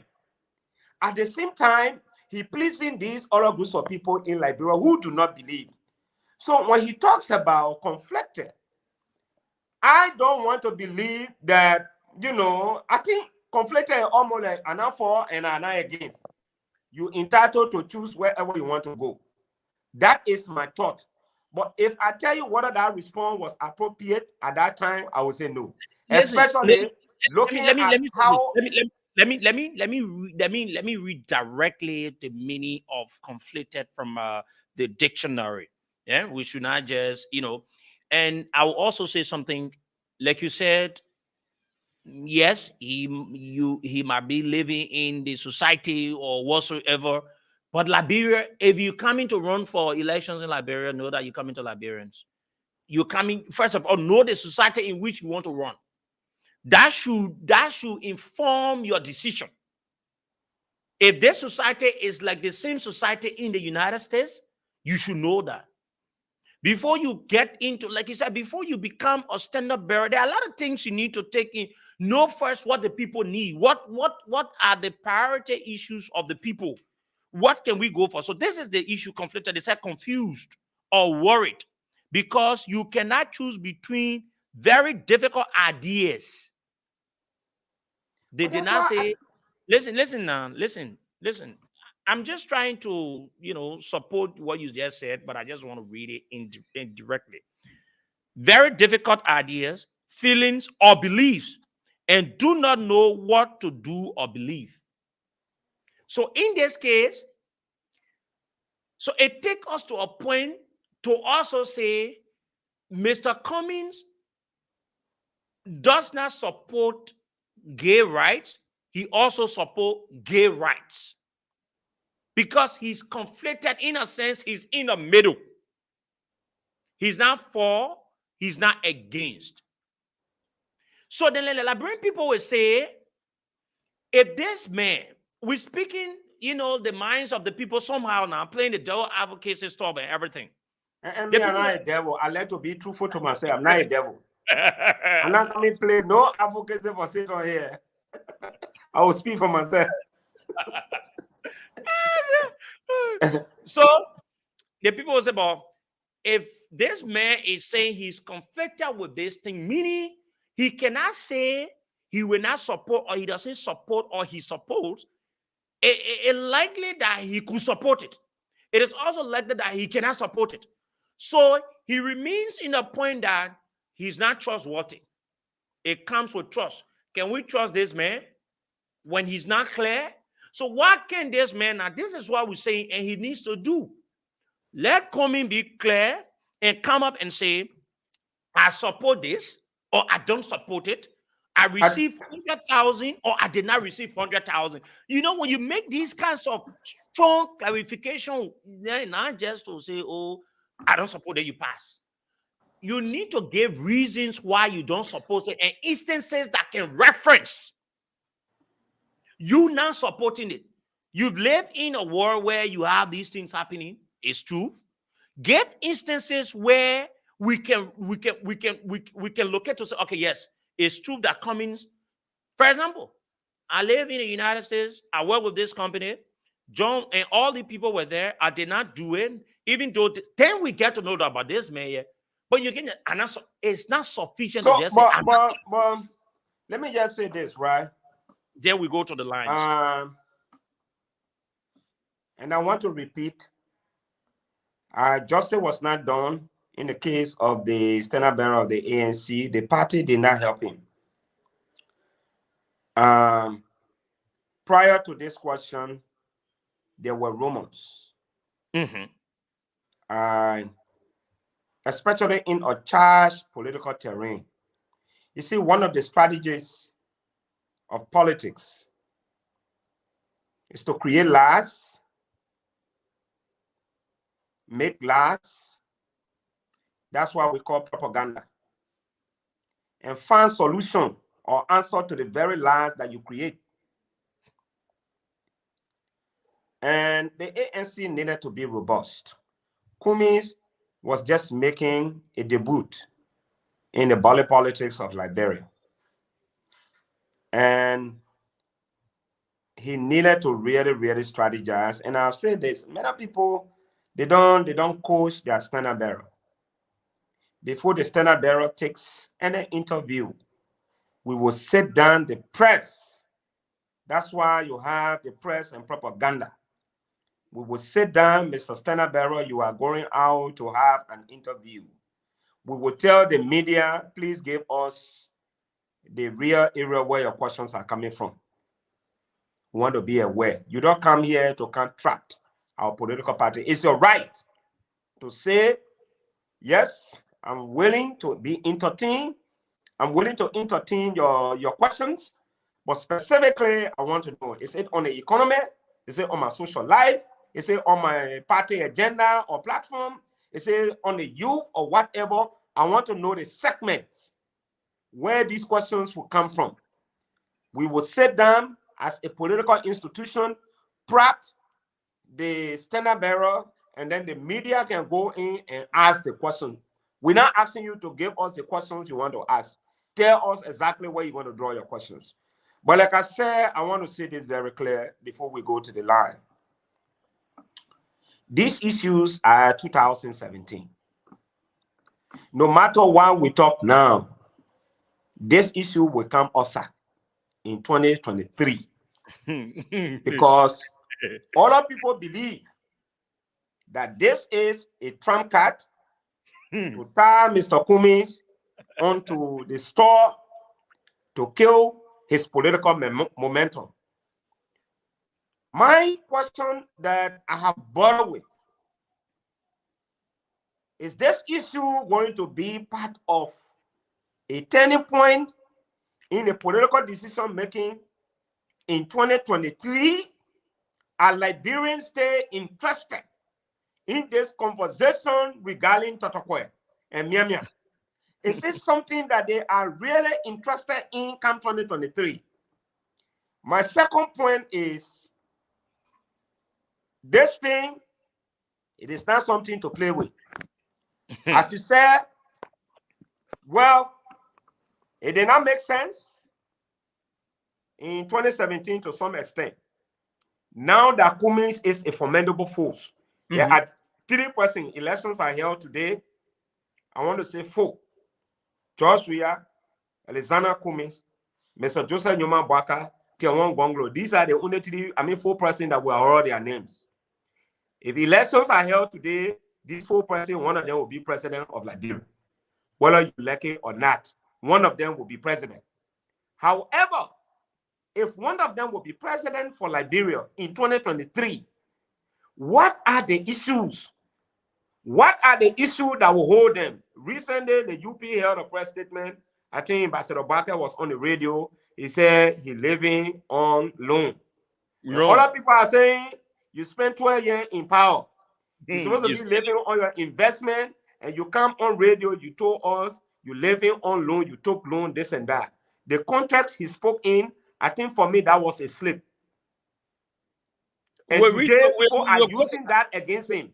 Tomorrow has to work on that. But what I'm saying is, in conclusion, is the fact that I think, like, I want to maintain, it's not clear indication. I think the response to that question, like you said, it was not appropriate. But no matter, and let me conclude, no matter what happened, Cummings can give the best answer today. He has brought his wealth to Liberia. It has still become an issue. The only thing that can exonerate him is the lifestyle, his character. That's all. There's no other answer you can give right now to say, oh, this man is good, this and that. Only his character. Somebody say I'm a row and I live in a community for 1 year. I don't steal. I don't need to go talk to the public again about my stealing business. The people will know that I am not a kiddie.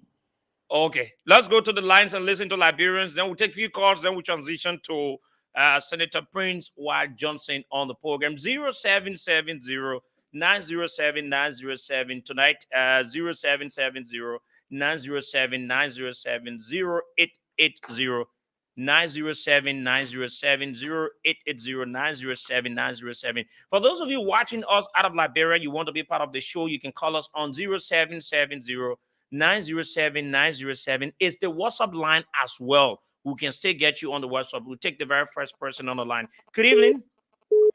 Good evening, Sekou. Good evening, sir. Let's hear you. Go ahead. Please take 30 seconds. This is Morris Koma from New Georgia District, 13 to be precise. Yeah, the issue about coming being okay, I think we are not discussing that thing any longer. Coming being okay, coming get a lifestyle and struggling with. We're no longer discussing that thing any longer than our multi-politician. We're trying to strategize how to get jobs out 2023. We're not coming being gay. Even the gaming in this country is more better than the jobs we have began president for us to be. Okay, thank you. Let's take another person. Hello. Hello. Good evening. Yeah, good evening. Yeah, back on Tibet, sir. Yeah, we discussing coming as a gay. What I want for you to understand, maybe you are a little boy. Gay person you need to investigate. When gay came to Liberia, fire so large, they brought gay business in Liberia. And other things. So we should support it? Wait, give me say, we're not supporting it. Gay living in Liberia, men marrying together. Where? John Glasser is gay. On down, on, 96. Men marrying the country. What are the two people names? What the man names? Men there as a gay. So we should legalize it, right? John Glasser is gay. It's just gay. Okay, thank you. Let's take another person. Hello. Hello. Good evening. Yeah, good evening. This is Prince Clary calling for Capital Bypass. Go ahead, sir. Let's hear you. Thank you very much. I've listened to the conversation, but that is very realistic. When such questions come in that form manner, you must understand career management. It should be very clear for you to come up with condemnation when such question is posted. But when you are saying that there's something that let's say you are in conflict, you have a conflict where that statement that you should have condemned immediately, and that will be okay. But when you are saying something that will polish everything, then it will be very scary. That people will be thinking, otherwise, these are statements that have to be something that is condemnable. Is not good for our society. So when such question comes, that as a politician, you must be able to condemn such things. But when you try to play around it, you create that class. So that's my suggestion on that issue. Okay, thank you. We'll take another person. Hello. Hello. Hello. Yes. Okay, this is John Wilson from Matari. Okay, just what I want to tell you is that the destructive politics cannot help us. Liberia not need a leader that can save this country. The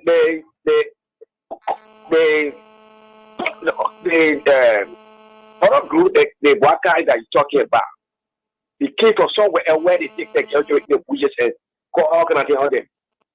That people are crazy. You cannot be Christian and do that. So there's another issue. So now the problem is who can lead us to the better place. So that is a distorted politics. Kobe Bryant's wife, that show you that he married. Okay, when you continue making the world, they can help Liberia. They can help all. There's a lot of things not doing in this country. The job is a job a day. Work out now. It's wrong. You can't do that. So you were against it. When you tell the Liberia that when you become president, you will not do it. We're stopping. I mean, what they started for it, I bet monitoring you. It's not right. Let's take another person. Hello. Hello. Good evening. Good evening, Segu. Good evening, sir.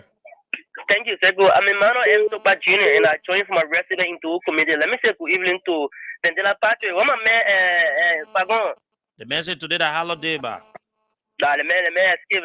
Got taken for your own spoon. I can see man skip. But anyway, you know the man, Segu, don't mind we talking. We still let Fagon into the CDC man for. But go to the issue, ba. Segu, the same issue. We can't check with anybody. Let's come to the issue about commies. Segu, if you are in the country of Vendela was here. Do you remember that issue that security guard work with commies, and we started running in they said the commis security guard, had some issue to do with a guy. So that's what we want to say. We don't have any other issue with commis. And in Liberian politics, what we don't know about you, what we know about you, so we fight you about. Commis is a new guy. Just like in Liberian politics, the only thing we know about is like his gay issue. And now commis speaking to society. He want to keep his American society. He want to keep his Liberian society. In Liberia, we don't tolerate gay activity. So Mr. Commis doesn't want to hurt his American family. That's why we're going to defeat him to come 2023 because President George, we are. Thank you. Let's take another person. And a gay right. Thank you very much. Thank you. Let's take another person on the line. Hello. Good evening. Good evening, sir. My name is James T. Kanga and I'm calling from my capital, Baba resident. Go ahead, sir. On a serious note, that statement Mr. Comey made, I strongly believe that he's hard into it. And because of that, I can never, my chicken, my cat, my dog, my rat can never ever vote for Alexander B. Comey. Thank you very much. Let's take another person on the line. Hello. Hello. Hello. Yeah, hello. Go ahead. Yeah, I'm calling for Zimbabwe. My brother, let me say something. That the same mistake we make. You didn't call your name, please. You came up. You didn't call your name, please. Yeah, my name is Abi Harris. Okay, go ahead. Calling for you. The mistake we make, you see the people coming in power. Don't eat food what will choke you tomorrow because you're hungry. The garden, you know where you can move that problem on Kumi. Kumi is a gay man. But the problem is we are fighting to move job, we are there. But we can't say we put, they want to put in problem tomorrow, we will put our children in mess tomorrow. But we who on it? It gets a time that all. 2023, how long do you? JFB going there easy. No message, my brother. So before the caller go, listen. Nobody said on the platform that Kumi is he left. No, he left. But you can say he's listening to the radio. Yeah, so nobody is saying on this platform that Kumi is a gay.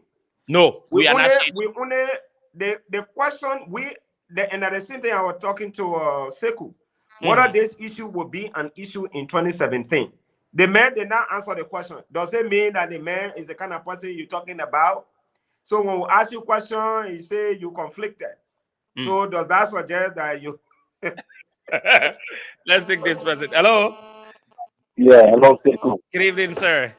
Yeah, this is Peter calling. Let me give you some disclaimer of the political scene of Liberia. When you come in politics, our party says you come with reality. You should come up with agenda. The agenda coming bro is not possible for the Liberian society. The fact that Liberia is a huge religious-based instituted country. No Muslim, who Muslim want to hear When they hear that new way, you try to take it that you are not part of them. You need a good Christians. And apart from that, our traditions in Liberia, if you can do that, that propaganda, it will work for Kumi to bring him down and have no way to get him out from any other era. So the only thing he would do is turn to have him restricted to allow himself with his political party that he can ride on to get on the top. But in the point of he going an individual, see whether it's people until Jesus can come or Muhammad can come back. You won't have a sort of story on that. Thank you. Let's take another person. Let's take another person here. Hello. Yeah, good evening. Thank you very much. You're coming in very bad though. We can't take it. We're not hearing anything from you. Let's take another person on the line here. Hello. Good evening. Okay, let's take this person. Hello. Hello. Yeah, do you tell me my name? Secretary. Yeah, you mentioned the Muslim community, the Christian, but you did not mention our traditional people. Sorry. Yeah, the traditional people, they don't love the kind of behavior. And another thing, there's a guy who was a citizen called Win City. Yes, he was strongly against Mr. Kumi just because of this, and he said he did a live video. He said he was super mad by Mr. Kumi. Win City, he died now. Ah, my man. No. Where did I video? No. No. Let's get that. No, that's not true. Let's take another person. Yeah, Hello. good evening. Let me say good evening to your co-host, in person of Eugene Facon and the other young boy in the US of A. Yeah, my name is Roosevelt G. Batu, and I personally join you from District 13, Budget Party precisely. Let me say, Seku, though I support and I follow most of your ideology that you most often share and contribute to the society of Liberia. But somehow disappointed in you when it comes to most of you guys that are holding those guys in America as a co-host. Whenever they say something, you guys don't want to disagree with them when you know that you were preaching or pushing the same thing before. Where on the show you see that we agree with everything we said. We disagree, we agree, Chief. Yes, speak to the issue, please, so that we can. I listened to you, Kelly, and you spoke on the issue of Alexander Kumi being a gay. We did not say he's a gay. Please get it right. Yeah, sure. You did say he's a gay. Now you say you didn't say he's a gay. But previously, the same person pushing the issue on freedom. Take another person, man, please. Hello. Yeah. Good evening, Sego. Good evening. Yeah, my name is Anthony T. Fremont, calling from Central Virginia, Ghanaian community. Go ahead. Thank you for this topic. Reality on the issue of this, it's the right time for you to talk about really talk on a discussion because of what people can be talking about. We are full member of the ANC, but so all kind of things. But that then what I would say is the issue of gay, like me, I'm very against it. I'm against gay. Yeah, I'm against gay. I don't want gay to be illegal in this country. Yeah. I like for us to be there because first of all, gay is not part of the Bible. It's against the Bible. If you check in the Bible, you don't see anything in the Bible that says that we are gay, right? Okay, let me go to the international line here and take this person. Hello. Okay. Hey, my son, how you doing? This is Uncle George. I call you from the United States. Uncle George, go ahead. From Las Vegas. Go ahead. Yeah, listen. I want to say this to all as Liberian. Being gay and this and like we Liberian, we don't know what we want. We accept something that America said this is okay. This is one for all. That we the American people, we are abandoning our own culture. We have Sanambui, we get Poland society that were working coinciding with the churches in Liberia, and we went against it. When I say we as a Liberian, not all, but we. Now, we say we're trying to agree with the new thing that people are bringing, the whole gays thing here. You understand? So until we can go back to the basic, that we as a Liberian, we are the only country in Africa who don't have a culture. We copy other people's culture. That's, I can say this for fact. I'm from Bone County. The reason why better people are more respected in Liberia is because of the Polon society. If you graduate from there, Polon and Sunny, everybody want to marry to Pele or Pele man or Pele woman. So don't get me wrong. The wrong thing should have been, it is there. I mean, people identify in the Polon society or Sunny Boy. We as a people can come together and correct that and keep our culture. But the culture can only be said when something they say they don't agree with. Oh, we are culture people. When somebody go and do wrong, they will not talk. But they can, oh, we are culture people. So for me, on this particular issue of Mr. Cummings, let me tell you one thing. Once he's not hurting anybody, if Cummings won't be gay, I mean, the need just there. But a whole lot of gay stuff is going on in Liberia than you even thought of. Like the other caller said in 1917th Street. So I have no problem with Mr. Cummings, whether he's gay or not. But we as a Liberian, we should choose. We should not use Cummings as a yardstick to measure our tradition in Liberia. We're way behind. Okay. I mean, we are neglecting Thank you. our own. Thank you very much. Thank you very much. And I do appreciate you. Let's go to the other person here. We'll come to this line. Hello. Yeah, how you doing? Good evening. Yeah, good evening. How you doing? Go ahead. I'm Shady Martin. I'm not calling from Cornwall to your compound. Mr. Cummings can tell the world that he is not a gay, nor supporting a gay. I ain't call and get the partial information. That's my question. But he may not do it. He not do it plenty of time.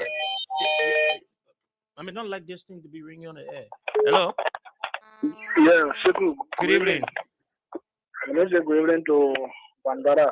You know, Seku, the French society is a very bad and dangerous society. Like you ask, is very significant question. Why is it even equality is not yielding much result as it relates to the statement itself? And Vandara also answered in a way before you could open your line that other people want to use it as a trump card. Because let's be honest, Seku, what more can you say about this Kennedy Cummings? The man has no governmental record, maybe that you can say, oh yeah, the man was working government before he stole the country money. So like Vandara are consistently fair on the issue this evening.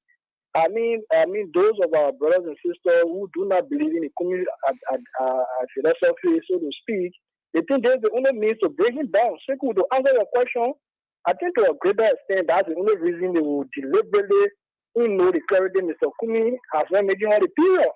But there's a net issue. So what you do it more than what you've done. Make some way, because it's about hunting you, no. Like we said, we're not saying that it is, but this will continue to haunt you.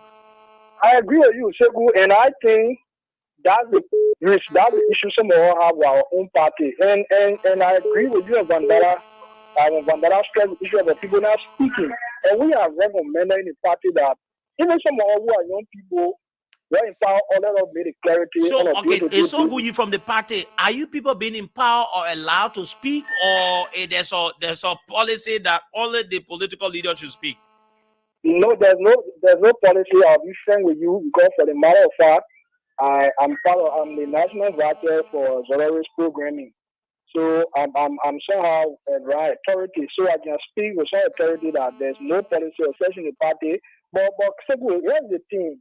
The ANC party is there when it comes to. But you've not been empowered to speak, right?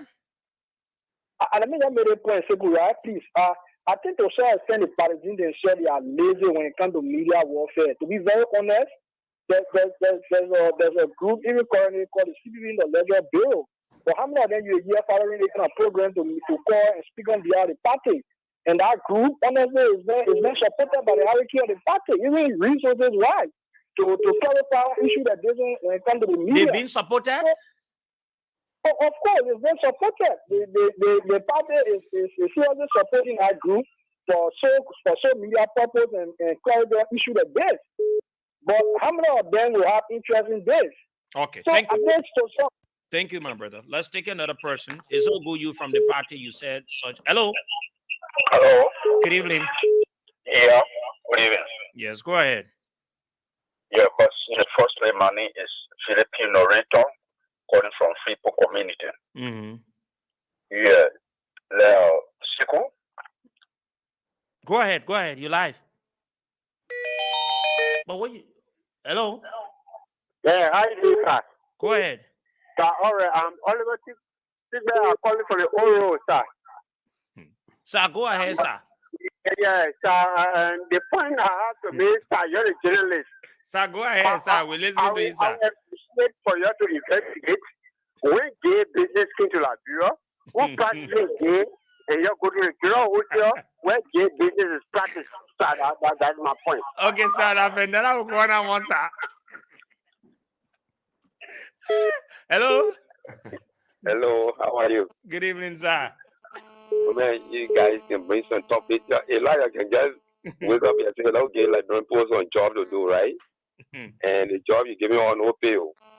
Go ahead, sir. It will join you to do your work. You say you're not getting correct pay, so we're not even get paid. So let me tell you, thank you very much for this topic. But I listened to the guy. My name is Robert Nwanko, and I'm from District 17. This guy, the guy that spoke from the US of A, you know, that guy, I don't know if he was here, I can put him on my back. Let me tell you, Liberians, we don't really know what we want. You know that we don't have culture. You know that? We don't have culture. We practice our culture in the past. From the 50, because we are the 50 born. From the 50, the 60, the 70, and the 80, we practice our culture in this place. Even I can remember the late William Richards Tauber, the late William V.S. Todman. Even when they say the poor, the son was graduating, those leaders will go there. We work along with the churches in Liberia. Everything about us was just okay. There is nobody, no poor society man will stay here and be very rude in talking. And when it comes to hard work, we work. Because we fit in any society. We from there, we can go to school, and we are up the line with some people too. That's why we don't have the PhD, the master, but we can fit in society, we can work. We don't believe in stealing. Okay, thank you. Let me take another person. Hello. Hello. Good evening. Yeah, good evening, Sebu. Go ahead. Yeah, Sebu, back on the line. I beg you, please. Sebu, hello. Yeah, my man, let's give others the chance now. I beg you. Yeah, but Sebu, you didn't give me the chance. Sebu, I don't know you to be this better. I beg you, don't be no, keep me on. Yeah, I'm better. What did you do before I be better now? Yeah, give me the chance to. No, but correct that first now. Don't make it look like, oh, I cut you off or I don't want you to participate, please.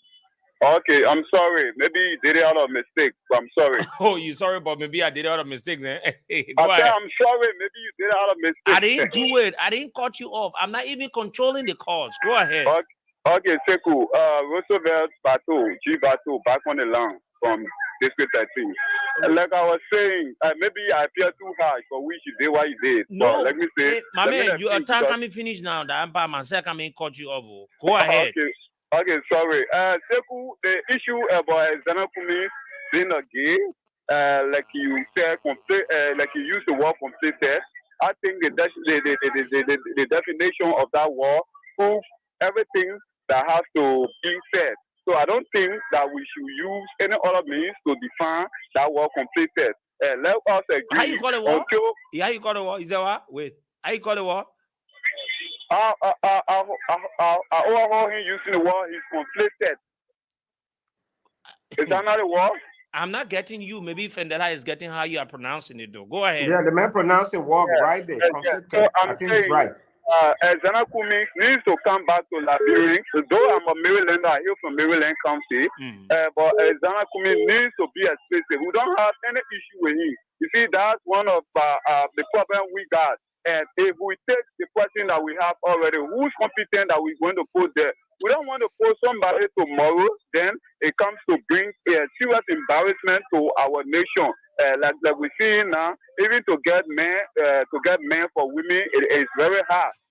So we don't want anything that we this organize civilize our country. So let us get on air and explain to us what is engagement in the issue of gay. Our brothers in the U.S. said America, and America is different from Liberia. Liberia here, what we believe in is what we believe in. We don't want to use America as an example. Or okay, thank you very much. Hello. Yeah. Good evening, Mr. Sharif. How are you? Yes, sir. What's your name? My name is Sheikh Bigot Jr. and I join you from Banana Giants Market. Mm-hmm.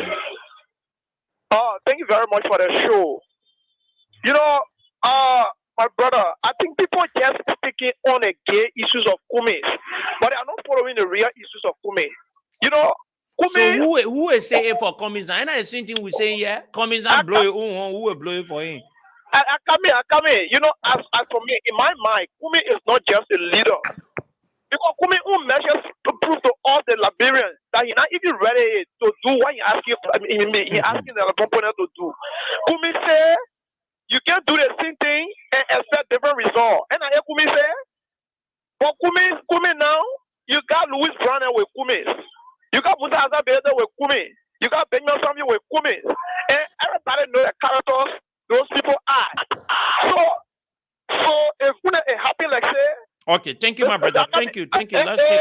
Let's take another person. Yeah, let's go to the lines and take another person on 0770-907-907, 0770-907-907, 0880-907-907. And also you can call that same number 0770-907-907 on WhatsApp. You will get us on WhatsApp for those of you listening to us and you want to participate. Let's take this person. Hello. Yeah, hello. How you doing? Go ahead. Thank you for a great discussion. What if you get dodging the topics? If you just hit the point, could we already tell the public that gay is illegal in America? So when he become president here, we will do the same thing. Well, why dodging? And yeah, the point. No one makes Kumi president in this country. It will not happen. Thank you. Thank you very much.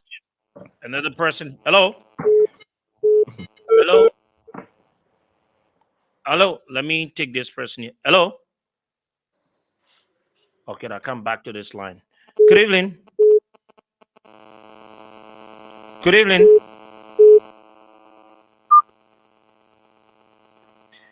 Hello. Yeah, good evening. Good evening. Yeah, my name is Alika and I call you from Dokumudi. Mm-hmm. Yeah, thank you very much for the discussion. You know, my brother, when it comes to a problem of like, actually, like the previous caller from Nigeria, but I think, well, the tagging the personal, somebody's personal life, I think it's not good for us. Else, for what we want. Because even those are there now, if you say you're holding somebody responsible for their lifestyle, then I think you have to check those are in power now. Okay, thank you. Let me take this WhatsApp call. Let me take this person on WhatsApp. It's like the person said, now you connecting. I don't know what. Let me take another person here. Hello. Hello, Mr. Sherry. Good evening. Yeah, good evening, Mr. Sherry. I need to mark on hospital. We hearing you. Yeah, Mr. Sherry, for me, we are even asking God. I sit down on the man and ask God, who me will not be present in the country. The young people spoil the country where they gave me. Who me say on fire, on this, the same country that is true. You see? So they say it's clear. And what people trying to really look at it the other way. That means it is clear because if you can get 100 times the Russian people, gay community, gay, Kumi, I challenge Kumi to come on the public radio to sit down there and tell the people that in that part of the that's very day I know it's good lifestyle in a gay community will be the one. How happy. Thank you. Let me take this person. Hello. Hello. Hello, you live. Go ahead. Hello. Go ahead, you live. Yeah, why am I again? You need to lower your monitor now instead of us getting feedback, please. Go why ahead. am I again? You know the thing for men and men to do woman bene. But he didn't ever get to be in Liberia. Go ahead, turn now, mama. I said never ever get to be in Liberia. All right, thank you. We are Christian, Liberia, Christian nation. You not go for gay to be in Liberia. And I want for that what's mama children there now. All the mama children there now, they're trying to learn about it. All right, mama. Thank you, yeah? All right. All right. Let's take another person on the line. Hello. Yeah, how are you? Good evening. I'm one service. How are you? Long time. Go ahead, Chief. Yeah, let me just quickly run to the something. Alexander coming, all those are saying calling here and there. He's not a gay. If you want to say somebody is gay, I can show you loyalty. Even people now in the current leadership, they are gay. Never the nation was gay. Never. I challenge even that man who called that serious body. I challenge not even one photo of Alexander Coming being a gay. Alexander Coming is not a gay. If the man said that if I'm leader and by rest, okay, those leader that king. No, listen. Nobody's saying that he's a gay, but the thing is, does he support gay rights, or he doesn't support gay rights? So we're not sitting here to say he's a gay. No. Yeah, you should understand. I'm part of the ANC. Alexander Coming will not support anything called gay in Liberia. Anything. That means that's what people find me to get me off. Good contact that people, when you become president, will enjoy, will benefit from. No one is gay. And I would like to tell you, when people let me call, they say I'm a gay from me, because I know they will call and say follow things. That means it's not a gay. Or they accuse you to say gay? He is not a gay, and he would not support gay rights. Okay, so thank you. Let's take one more call. We call it a day. Hello. How are you? Hello. Good evening. Yeah, good evening, man. It's Filipino Ringtone. I was calling, but my phone went off. Yeah, you on now? Yes, it's on now. Deb, go ahead now. Hey. Sekou, please do not pollute the mouth of the Liberians. Mr. Alexander be coming, he's not okay. Gay being in Liberia from a horse from corner to corner, you know that. Don't pollute the man mouth, please, the citizens' mouth. I beg you. Mr. Alexander coming, he's not okay, and you not being okay in this country. Don't pollute the people mind. Hello? Who say yeah he's a gay? I said who say he's a gay? No. You did not regularly say it, but indirectly you are saying it. What you bringing it off for? You tell what to do? Okay, the last person, no time, we need to go. Hello? Yeah, good evening. Good evening. Yeah, this is Tess Cooper. I call from Kingsborough. Go ahead, sir. Yeah, you see, my brother, in communication, there is certain thing called ears of interpretation. This is why communication expert will say the speaker or the writer is the best interpreter. You know, Mamadi Degete asked Kumi about that question. Kumi said there is something that he is conflicted by, and he struggled with it. He was speaking in terms of decision making. And you see, Kumi always said that past performance can inform future performance. You are there for Kumi. I don't know how long you're there for Kumi, but Kumi is a married man. He had 2 kids. They have been married for over 40 years, and he's a devoted Christian. So if Kumi is involved gay or a gay right issue, then those people who are accusing should be understood in the name of a partner. Because if you say a man is loving to his fellow man, you could say, for example, Kumi is loving to John Brown or Kumi is loving to Peter Paul. Then when the news can hire Liberia, one thing I know, you know, these guys, they check all around, they could not find a progress team out Kumi. So they just run around with that gay issue and they couldn't keep propaganda against Kumi. Because they know Kumi comes to the table with integrity, so they want to do everything to besmear his character. But Kumi has said it, even on Twitter, I got recording, I said, he's not a gay, he's a devoted Christian. He admitted that on True FM several times. Okay, thank you very much. We need to wrap up on the show. Fendela, we need to go. 4 more minutes to go. Let's wrap up. The news is up next. Fendela, you listen to the calls. Let's just wrap up. So, but sometimes these many calls, we need more time to digest them. so that the public, we don't appear to be one-sided. But like I said before, no, the callers play their part. We did the caller played their part, but there were some of the things that I personally want to clarify on some of the things, and it's good to establish that communication. That the last caller said, communication is key. There are some people who are just naturally, no matter what clarification you make, when you make a statement, you will clarify from now to judgment day. They will never believe you. Absolutely. And like I said, communication management is key in political institutions.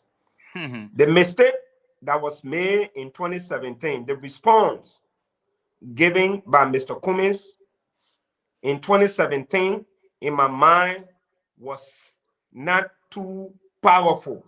An issue like that in a politically charged environment, it needed to be robustly dismantled and dealt with. I think there was no emphasis laid to that response, and it made people to believe, and people ran with it. The opposition, the other political parties, they ran with it, disseminated it, and some people are still stuck with that particular mindset. What I want to conclude on is, sometimes when people are accused of doing something they don't, significant clarity must be made, especially when you are a member of a political party. Your party members should speak. Never entertain any interview you are not prepared. Never entertain any interview if you don't ask the hard questions. Always ask the questions to the media in what area you want to interview me. You are not going to them to tell them you want to be interviewed. It's like you call your press conference, you set your agenda.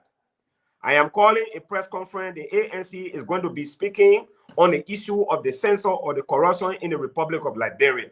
When the journalists are going, they know exactly what they are going to hear. When the same journalists invite you that they want to interview you, you should ask them the same question. On what issue are you going to ask me about? My social life, my political life, my platform, so you will be in the know and better prepared. And to the callers, this is a mixed view. We need to go from in the conclusion, this is a mixed view. And what we say here today is the embarrassment of that interview, and is going to surface in the 2023 election. But the question becomes, will this issue be a major issue to decide who becomes the president of Liberia in 2023? Honestly, we can decide that now, because you never know how it plays out 2023. So this is why I'm saying the ANC needs to consistently be thinking about this, to address it. For me, I think I want to conclude on this. I think I like the political atmosphere as is gearing up, but I'm sure it's going to be intellectually bloody and combative in 2023, especially with the issue of propaganda. Thank you. Okay. Tomorrow we're going to be back here. We want to sincerely apologize that we couldn't do Prince Johnson issue today. So tomorrow we're going to be back here. Next is the news.